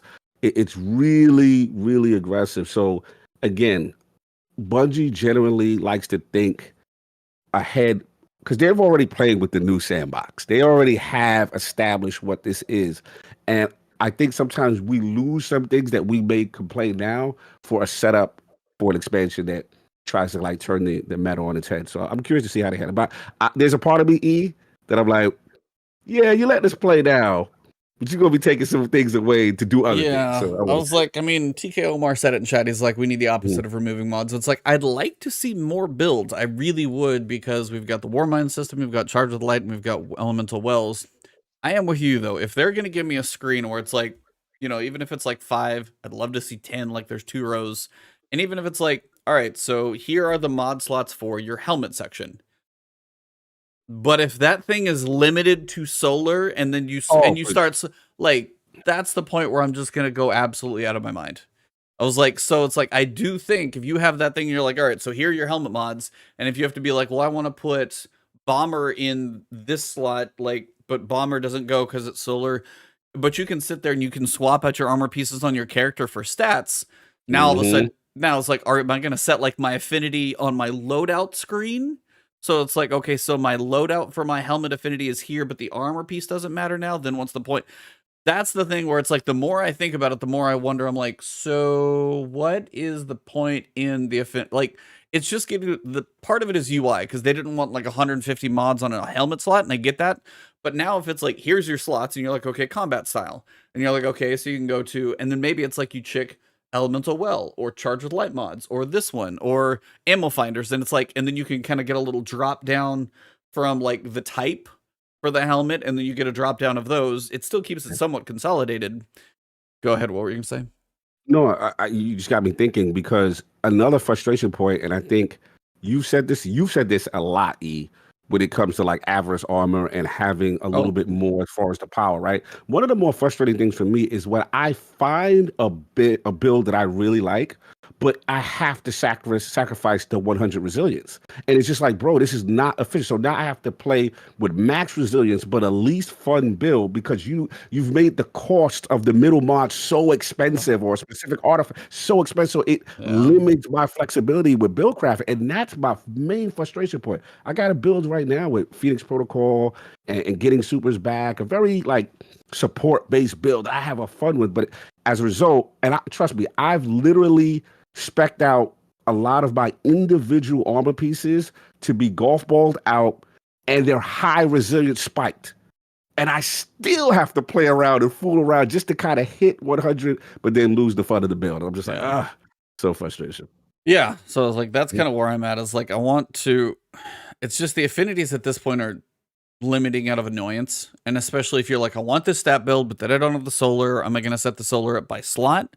So then I go to change. But then if I set that, if they still want those limited, then is it going to be like a free cost to swap back and forth in the loadout screen, but the armor now doesn't have any affinity. It's just a stat bucket, which makes me care about the armor even less than it did before, by the way. I was like, so again, I don't know if I will probably be happy with the loadouts because like, hey, I'm going into PvP. Well, now I can slap on like my pulse targeting and dexterity and stuff like that. And then if I go into PvE, it's like, okay, here's everything to stay alive. Swapping that is going to be great. Like if it's just those mods are on your character and your armor is just its own thing, cool. I am 100% for that. But yeah, the limitations of the affinities and stuff, it's like, it's so tiring. So I'm with you. Cam, do you want to add anything? I know we're sitting here bouncing back and forth. No, you're good. The idea, I guess, of like if they could do some form of loadout style for the mods themselves, like I love it, but I also don't think that they would do it just because it's their first time running into a loadout style, and I don't know how like intricate it's going to be because it's like, oh, here's your loadout for everything. And then you have the mods there, and it's like kind of like a sub loadout almost. It's like, do you want this preloaded with your armor? Oh, this armor doesn't matches or something. Right. Is that actually gonna work? Yeah, and it just crashes. You're like, what just happened? But like in that style, like I do love your idea of kind of branching your mods into like different categories because then your UI is not going crazy or anything, but it's hard to say how they can really pull it off without something going wrong that badly. And I think that's why I'm so like unsure of what's going to happen, because it's like, okay, we've unlocked everything for everyone. Well, what's going to happen? Is there going to be like some sort of mod crafting thing now that you're going to implement, or kind of like when you're shipping your weapons, are you going to be shaping armor now to choose what element you want to utilize, that kind of thing, and go, well, this is going to be my build. I want like 2 void pieces. I want a stasis piece. I want one of each or something, or just go all solar or something like that, and just have more power to really choose and go, actually, I want like bet everything on resilience and throw everything on that for that armor. Like, it does take away their power of making you replay things to get better rolls, but it gives the consumer the ability to have more craft power for really everything. And it does make it more like, I guess it's like now people can kind of choose what they want to do. And I guess it's one of those things where it's like, I remember my friend actually was on here, Paul, he was telling me like for Final Fantasy 14, where the game's not designed to make you play it 24/7. It's like you could take your breaks and not have to worry about all this stuff. And it's like for Destiny, it always feels like it's designed where I'm like, I think about how much of my backlog would not exist because I would have played it by now. Oh, bro. If it didn't make me keep doing this over and over and over. And it's like, I thought you loved Destiny. Why do you hate it? And I'm like, I hate it because it took my life from me, man. I feel you. I have that discussion on the Fighting Tuke all the time. If Destiny's good, I'm in trouble because I'm like, the rest of my game suffer. I'm like, bro, I'm having too much fun, and then I have to do some of these repetitive tasks to continue the end game of what I want to do. But continue. I'm sorry.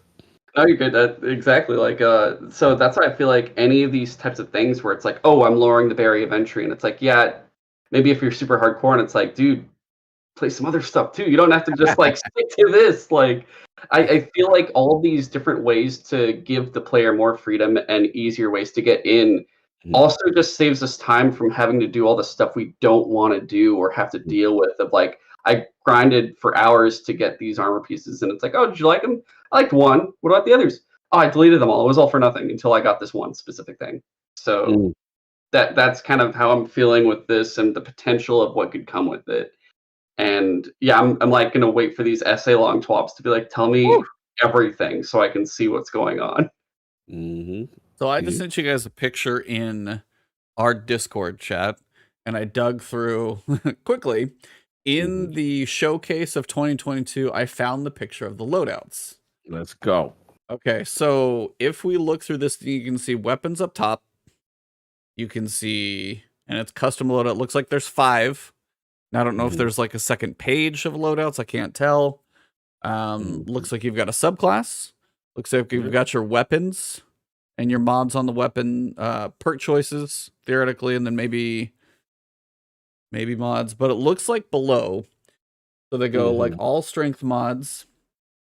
They've got ammo finders. They have heavy. The one that I see is on the helmet, and it's the looks like the charge with light, but it's the rocket and the grenade, the green one.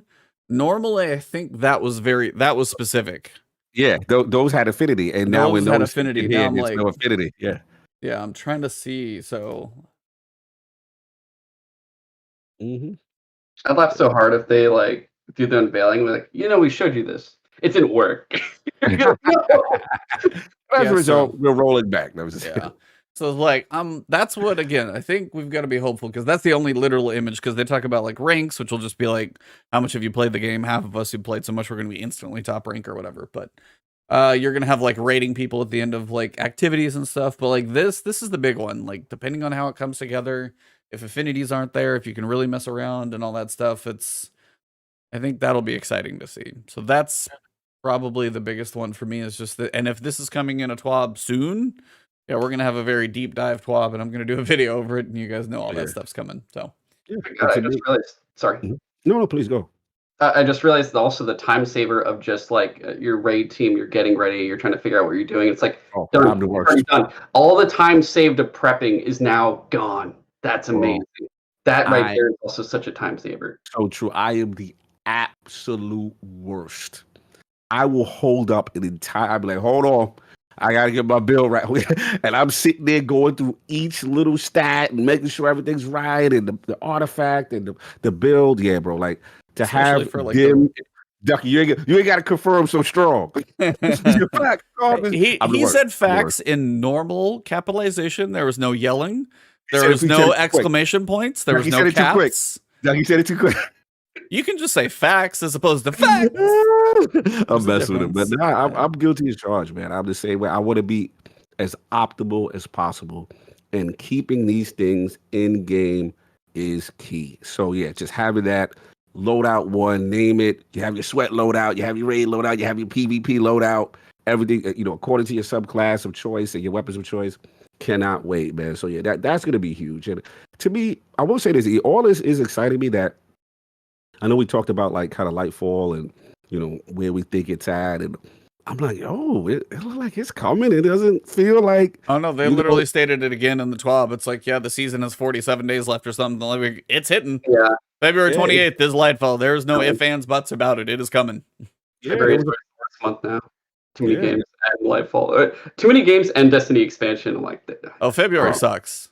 Like somebody like a Skill Up or Maddie or ACG, any of the game reviewers for February, like they won't be able to, for one, get them all. So then I got to pick the ones they think will do best for the channel and the biggest.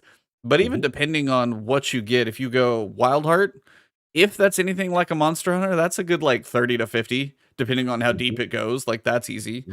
I know Skill Up loves Destiny, so he's going to want to play that one. You've got Atomic Heart, which I probably picture about probably a linear 10 hour, probably nothing crazy, but 10, 15, somewhere in there is probably what I picture. But that's one that's got, I think, a lot of intrigue behind it. You've got Dead Space in January. You've got Hogwarts Legacy, which could be like 150 hours. That's my number one game for this year. Oh my god! No, it's like, and that's one I'm extremely looking forward to that game. The problem is, I'm with you. Is like, I don't think I can do it justice 2 weeks before, because then I have to go hard. Because content creator for Destiny, it's like the main thing I cover. It's not, I'm just gonna go Hogwarts, and like if I cut it off mid run, I'm gonna be like. So for me, something like Atomic Heart or Atomic Heart, Wild Heart, 2 hearts in there. Dead Space. There's like a couple smaller ones I can squeeze, but no, Hogwarts is the one. It looks like it could either be 50 or 150 hours, and I honestly don't know. But it seems like if it's done reasonably well, it could be very, very deep. You gotta play through every house. You could be like, I'm done. Now I gotta play with Gryffindor and then Ravenclaw. I gotta be Ravenclaw. I gotta be Slytherin. I gotta be bad. Yeah, I gotta be bad with Slytherin or something. Like, that'll be the way to go. Yeah, these are your magical loadouts right here. Yeah.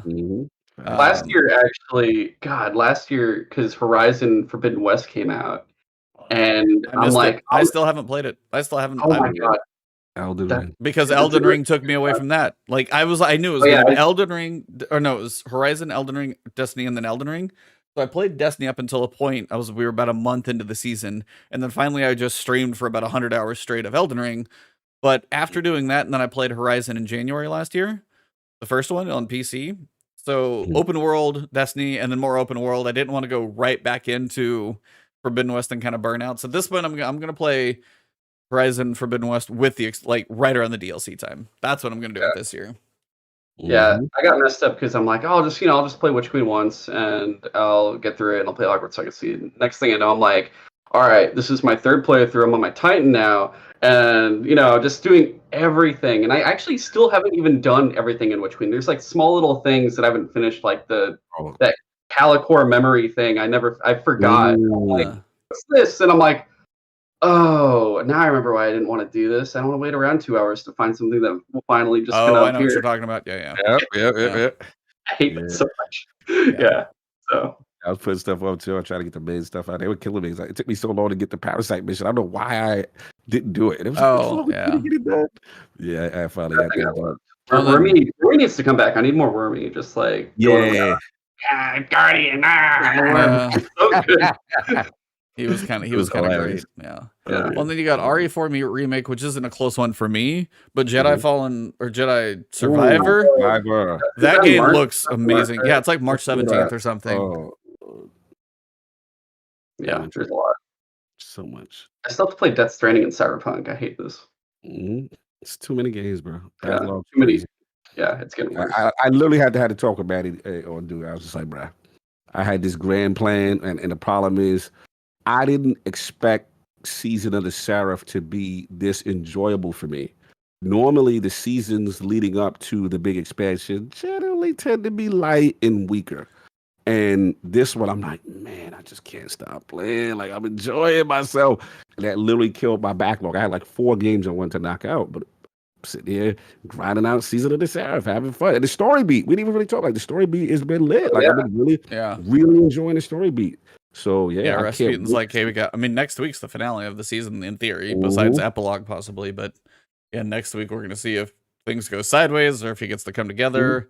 And this week it was kind of a cool revelation because Rasputin's like, he was kind of the whole like existential crisis for Rasputin's like, what is my purpose? Like, we kind of got one of those moments. They're like, don't floor it, go at the speed limit, trust us. Yeah, not 0 to 100. We just kind of hold it at like 10 miles an hour. That's all we need, just a little bit. And it was interesting. Like, I will say, this was the cutscene that I've been kind of waiting for in like the cinematic stills, because we got the Marasov talking to Anna in the office. Now, granted, the one thing you did notice, nobody else talked. Yes. So that's one of those moments where you can be like, okay, Lance Riddick was busy, and the other two guys, they were busy. So we got the voice lines for Mara and Anna.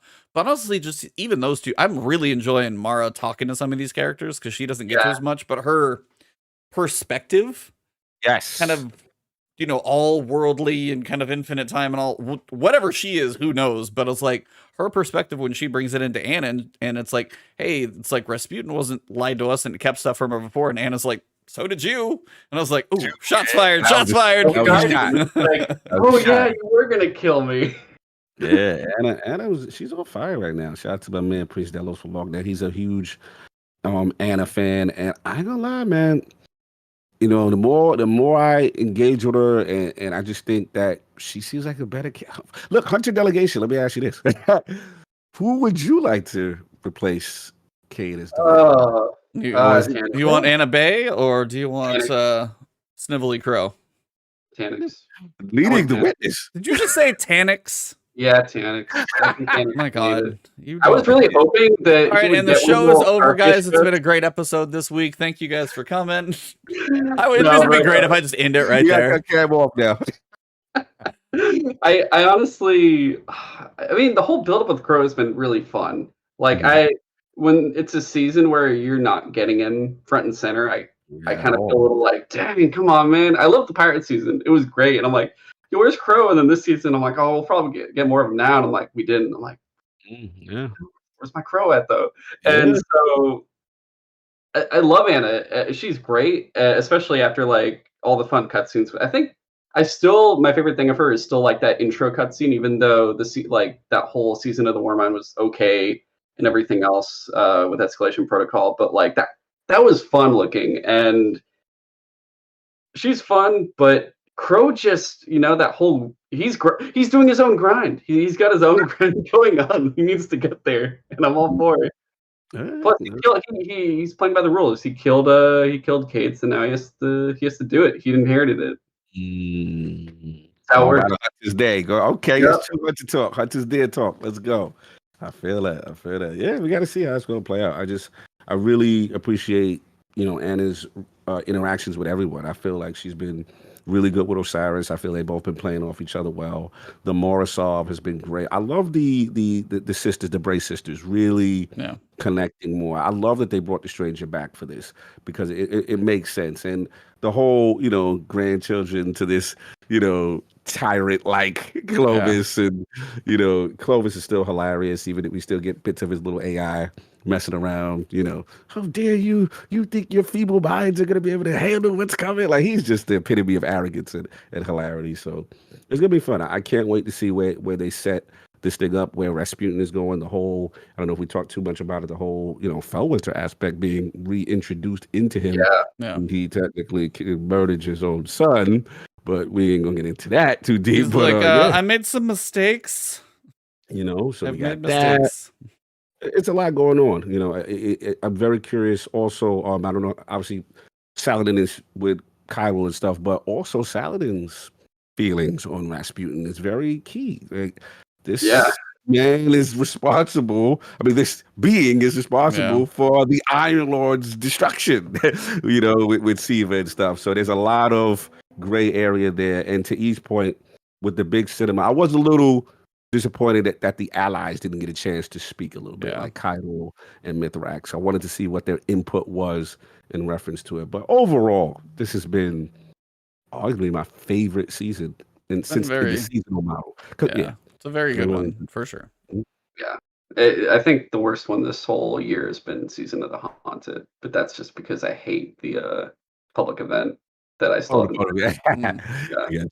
was like, I enjoyed the story beats there because it was like emotional roller coaster every week. But the activity definitely wore. I would give it that. And I love Heist Battlegrounds. The story itself for all their backgrounds was great. But it was just Wonder, on the other hand, it's like, granted, this time we got to see Mara and Aramis talking to each other at one point. So it's like, some of the voice, like when you get like you over to the voicemail, like, all right, what is it this week? Because I swear every one of the voicemails this week have been fire, or this season have been awesome. So. I think too, the interesting part with Aramis was like, she's all fired up during Plunder, and then this time she sounds so tired in her dialogue. She's talking, she's like, my people are being turned into Scorn and also being turned into Wrathborn, so it kind of sucks. But I'm in rock and a hard place right now. I would know dead. And I got to shout out my man. I haven't mentioned him, but I like the Osiris and the Mara dialogue, because he's so desperate to try to prove himself, and Ikora does not trust him. He it's like he needs this W with the Nito Muda thing so bad. Like it's to see his character development with that and the light and stuff like that is interesting. And we didn't mention didn't they change the names of the Strand subclasses? Yes, they did. So on the Bungie website, if you go to Lightfall, you'll see the subclasses actually got a name change. See, the Warlock was the Architect. It is now a Broodweaver, but the body text still says Architects effortlessly. So I don't know if it's like not a complete change or hasn't quite been completely done. And then the Titan was a Tyrant. Now it's a Berserker. And I think that's personally, in my opinion, a downgrade. Yes. Here's your moment. That's why I set you up. Yeah.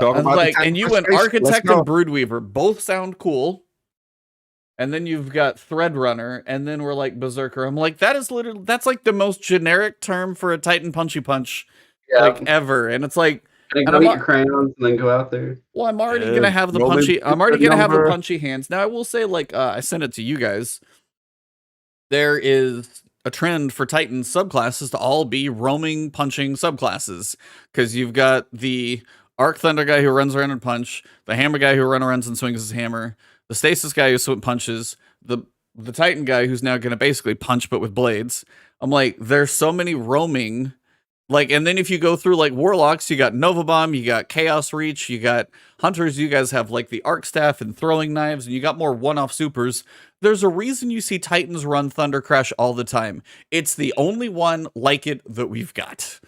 Now, yeah. Like, I feel like I feel like the Warlocks are like, the scholars are like, I read all these books and the Hunters are like explorers, so like I'm writing down my discoveries, and the Titans are like, I can't read or write, guys. I'm sorry. I can't read or write. Yeah, Punch. one too many crayons. Yeah, somebody's like, wait, I thought Stasis Titan was Berserker. You would be understandably mistaken, but it's Behemoth. But I was like, they're not that far apart.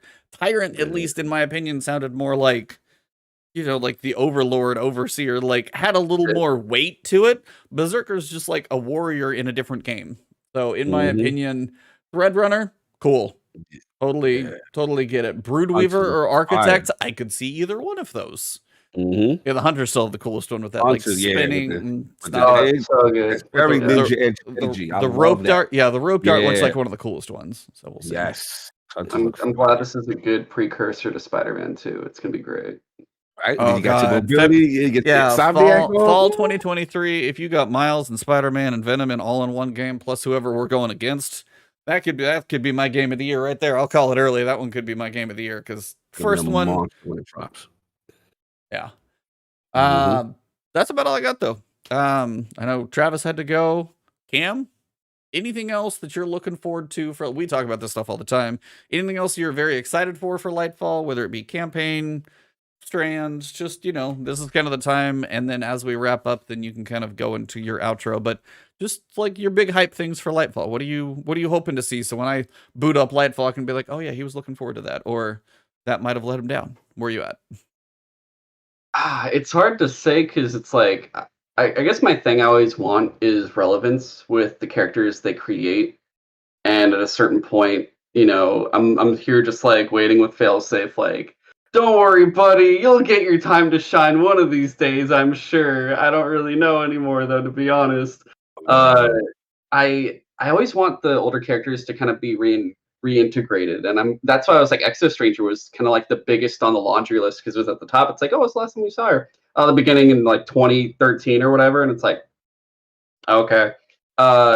So I feel like for me though, with Lightfall, besides that kind of thing of just like getting characters relevance again, I'm curious to just see if they're gonna do what they did with the Red War, where you go into the city and there's no one really there. There's just like a brief part where you see some people cowering and like Shax is protecting them and stuff, but otherwise, like, this is a city that's untouched. Yeah. No one's been here until you go and everyone else starts showing up and everyone's like, yo, this is the new battlefield. Everyone isn't. Are you happy? We chose this place to destroy. I'm just so curious if it's going to be like a thing where you I guess I'm looking at things story wise, but like I want to show up and have all these people look at me in their crazy like Cloud City fashions, like, oh, who is this? Like, what are you doing here? And like, why are you carrying these little guns and whatnot? Because apparently one dude's got like a giant mega beam cannon for like, what are they called? Like the cloud strikers. Yeah. So I just want to see if they really build up and can afford to have like civilians or show us kind of how that world works and stuff. I think the Lixney Quarter in the last city has been really fun, seeing kind of a form of that, more or less, with like, hey, look at this stuff, and isn't it cool to interact with? And you're actually seeing them kind of not walk around necessarily, but they're there. So if there's something like that for this, I think it would be pretty cool, just to bring the world more to life. I feel you, bro. Yeah, similar. I mean, I just want the stakes to be high, especially with the namesake being Lightfall. I know everything kind of looks fun and cool, but I really would love. One of the things about the Red War that really hit was the emotional state of losing your light, and then kind of having to find your way, remember we were all at the farm. We couldn't go back to the tower at one point, right? The new tower. Like the violin, like, oh. Yeah, the sad.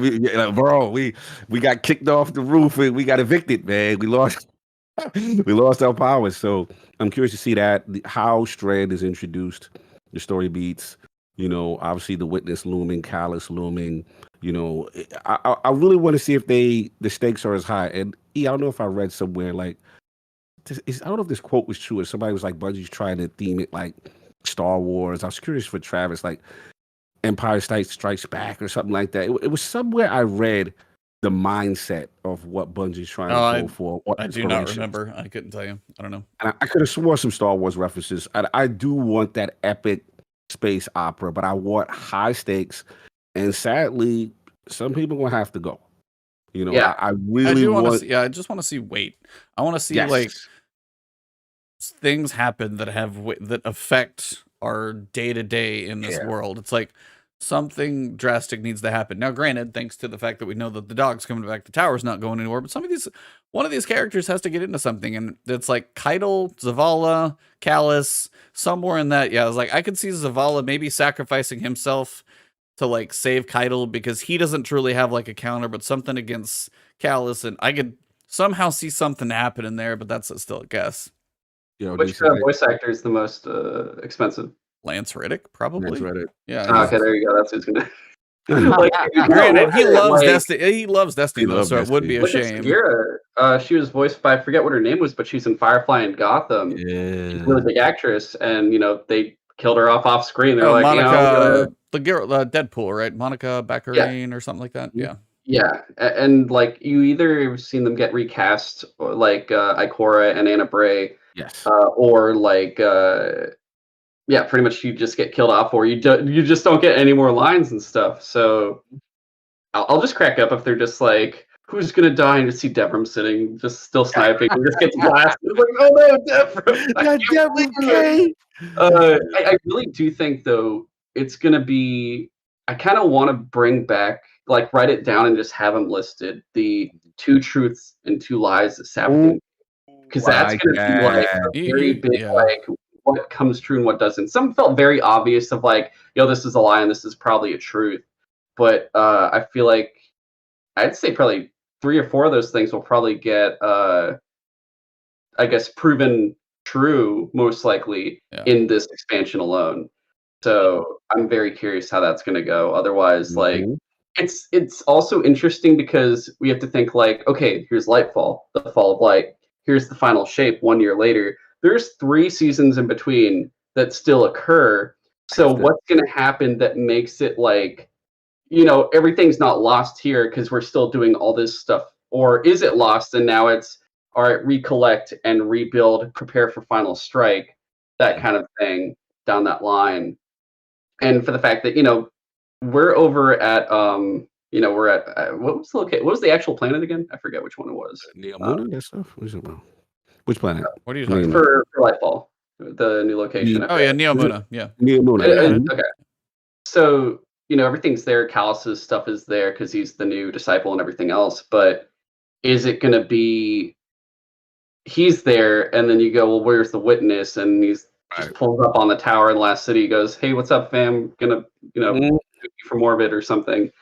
That's, I guess, my curiosity. Is that going to be like the cliffhanger at the end of it? And now for 3 seasons, it's really just the war.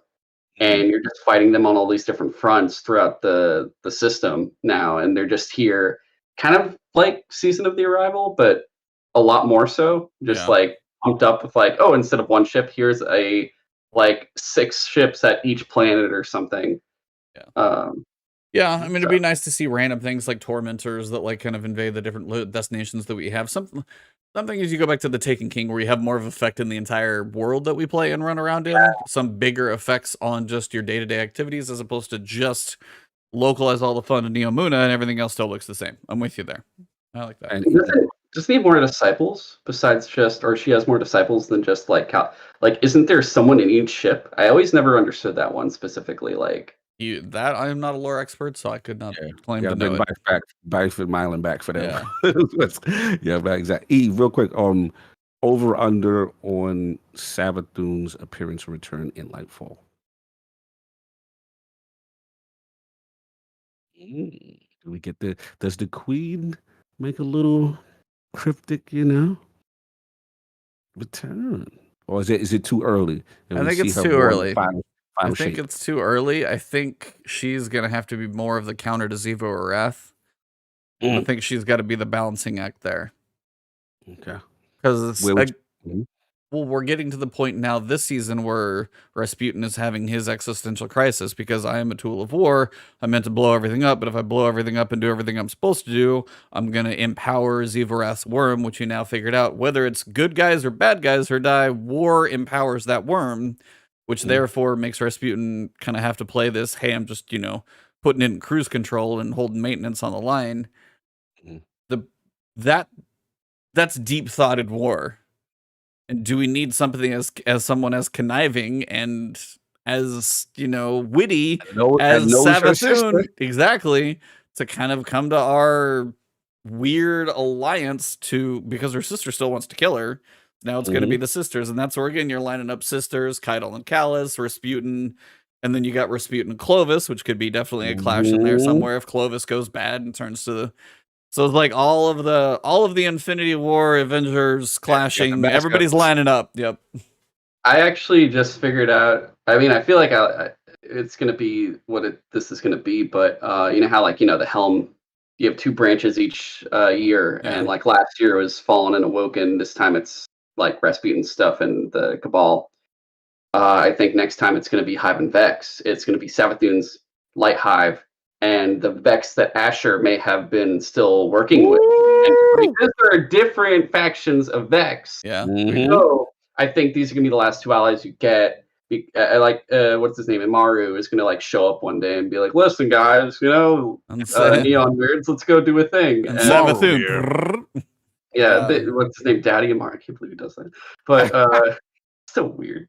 I think those are going to be the 2 this time. And it's really going to be like we need as many more allies as possible, or maybe we need them because another faction gets either decimated or completely wiped out or something. I'm not sure.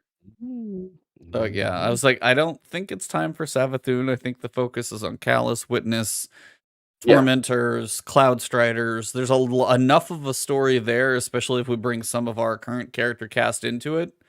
Because I mean, the fish is theoretically from there. Right. Fish Ghost. Yeah. So then theoretically the Stranger may be involved, which may or may not include Anna. But yeah, it's like we've got enough. I don't think it's time for Savathun, but Savathun's got to come back before we get to final shape because that's got to start building the Savathun Zivarath clash. So yes, sir. Well, as we come up close to about 2 hours, this feels like a good place to wrap it up. Cam, it's been fantastic chatting with you. I mean, you have 170 episodes of many of your podcasts, so I knew you were going to be great to chat to, but it is very smooth and easy, so it was much appreciated. But at this point, now's your time to tell people, if you can remember everything, where they can find you and all of the places they can find you and what they can look forward to from you. So the floor is yours to tell everybody what you got going, coming, all those wonderful things. Thank you so much. I mean, first of all, thanks for having me. I really appreciate this. I wish I had a scroll. I could be like, well, let's see. But you can just follow me on Twitter. Repeat my intro. That was honestly that was the best intro I've ever gotten. I was shocked. I was like, "Whoa, this is crazy." We try. Yeah, you can find me on Twitter at GoGoKamzilla. You can find my show Suture Side Talk, at least social media wise, at TikTok, Instagram, and Twitter at Suture Side Talk, all one word. You can follow the show pretty much on YouTube and any podcast platform. It's just the Suture Side Talk channel. I got 4 different shows within it, which some have been on hiatus for nearly a year, a little bit. Suture Side Talk's the weekly one where I do what we've been watching and playing, basically games, movies, television, all that stuff. Nice. Suture Side Watch, we're about to have come back. That one is focused on a specific film, and we just kind of break it down and talk about if it's themed on a director or I guess maybe a franchise or something. And then Cut of Steel is a DC one where we talk mainly the movies, but we're trying to get more into the comics and games and shows and whatnot. And up to it down to it's the conversational one where I have some friends I went to school with and we just drink and talk about something random potentially, or just have a topic and then lose that topic and start laughing a lot. There you go. Some of the best organic discussions, man. Yeah. Absolute pleasure. The man knows his destiny, man. It was good. Actually, real fun. Apologies that you came across paths with Travis, but you were able to survive and you had a good experience. I'm alive for now. That's very true. Actually, real fast, can I shout out to my clan? Let's go. My clan Final Shape, or I guess we did it before the expansion was named. That was the funniest thing. It It was originally we were Get Glimmer, and like we separated like I think they remained Get Glimmer for PC, and then the PlayStation people we were like, let's rename it, and we had like all these different names, and someone's like the Final Shape, and I'm like, oh, that's really cool. So we ended up choosing the Final Shape in our vote, and then next thing you know, they announced the expansion, and I'm like, there you go. this is nice. This is really nice. I will say I play PS5 and PC. I'll just go back and forth. But once that Discord integration for PS5 happens, I'm probably just going to be playing there. Yeah, just that's come in March, I think I keep hearing. So nice. Yeah, so I'm pumped for that. But that's all my stuff. Salute to the kid. I love the name, man. You guys are ahead of the curve. That's what's up, man.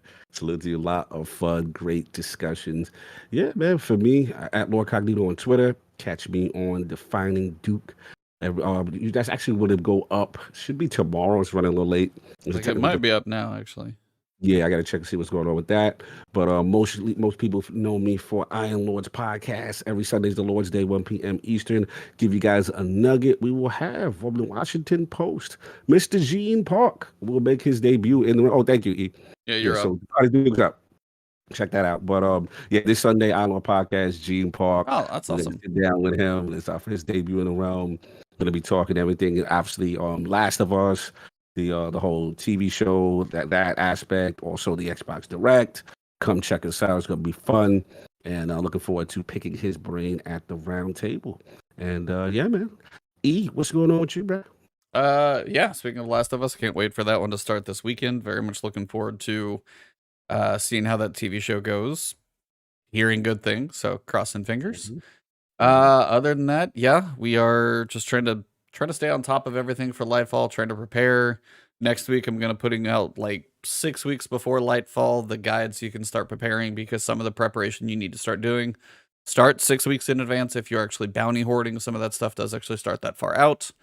So I'm going to be getting that together over the weekend and then just kind of working on Catalyst and other things in between. But thank you guys for all the support and just watching and a lot of subs, 90K and, halfway through 90K. So it's like, I got a good momentum right now. So thank you guys. I'm trying to think, when I met you were like, just feel like a little less than 20 or 15. I couldn't even remember. I was like, I'd have to go back and look. Cause if it was around, we'd have to go back and see in Tampa Fairgrounds, like what the date was. And I could go back and look, but way long ago, much smaller. Yeah. During the Flashpoint days. Yeah. This man is bad.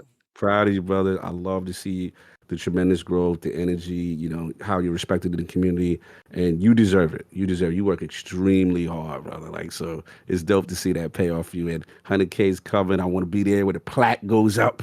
You know what I'm saying? Exactly. So that's gonna be dope. So yeah, congratulations. 90K, super impressive, brother. Super impressive. Yeah, thank you all. Thank you, chat, for everybody who's been here. I know Travis had to go. He's got a very important thing he had to go to. So definitely could not keep him from that. So glad he got to go check that one out. Cam, it was our pleasure to have you join us tonight. Thank you for bringing all your Destiny knowledge and thoughts to us this evening.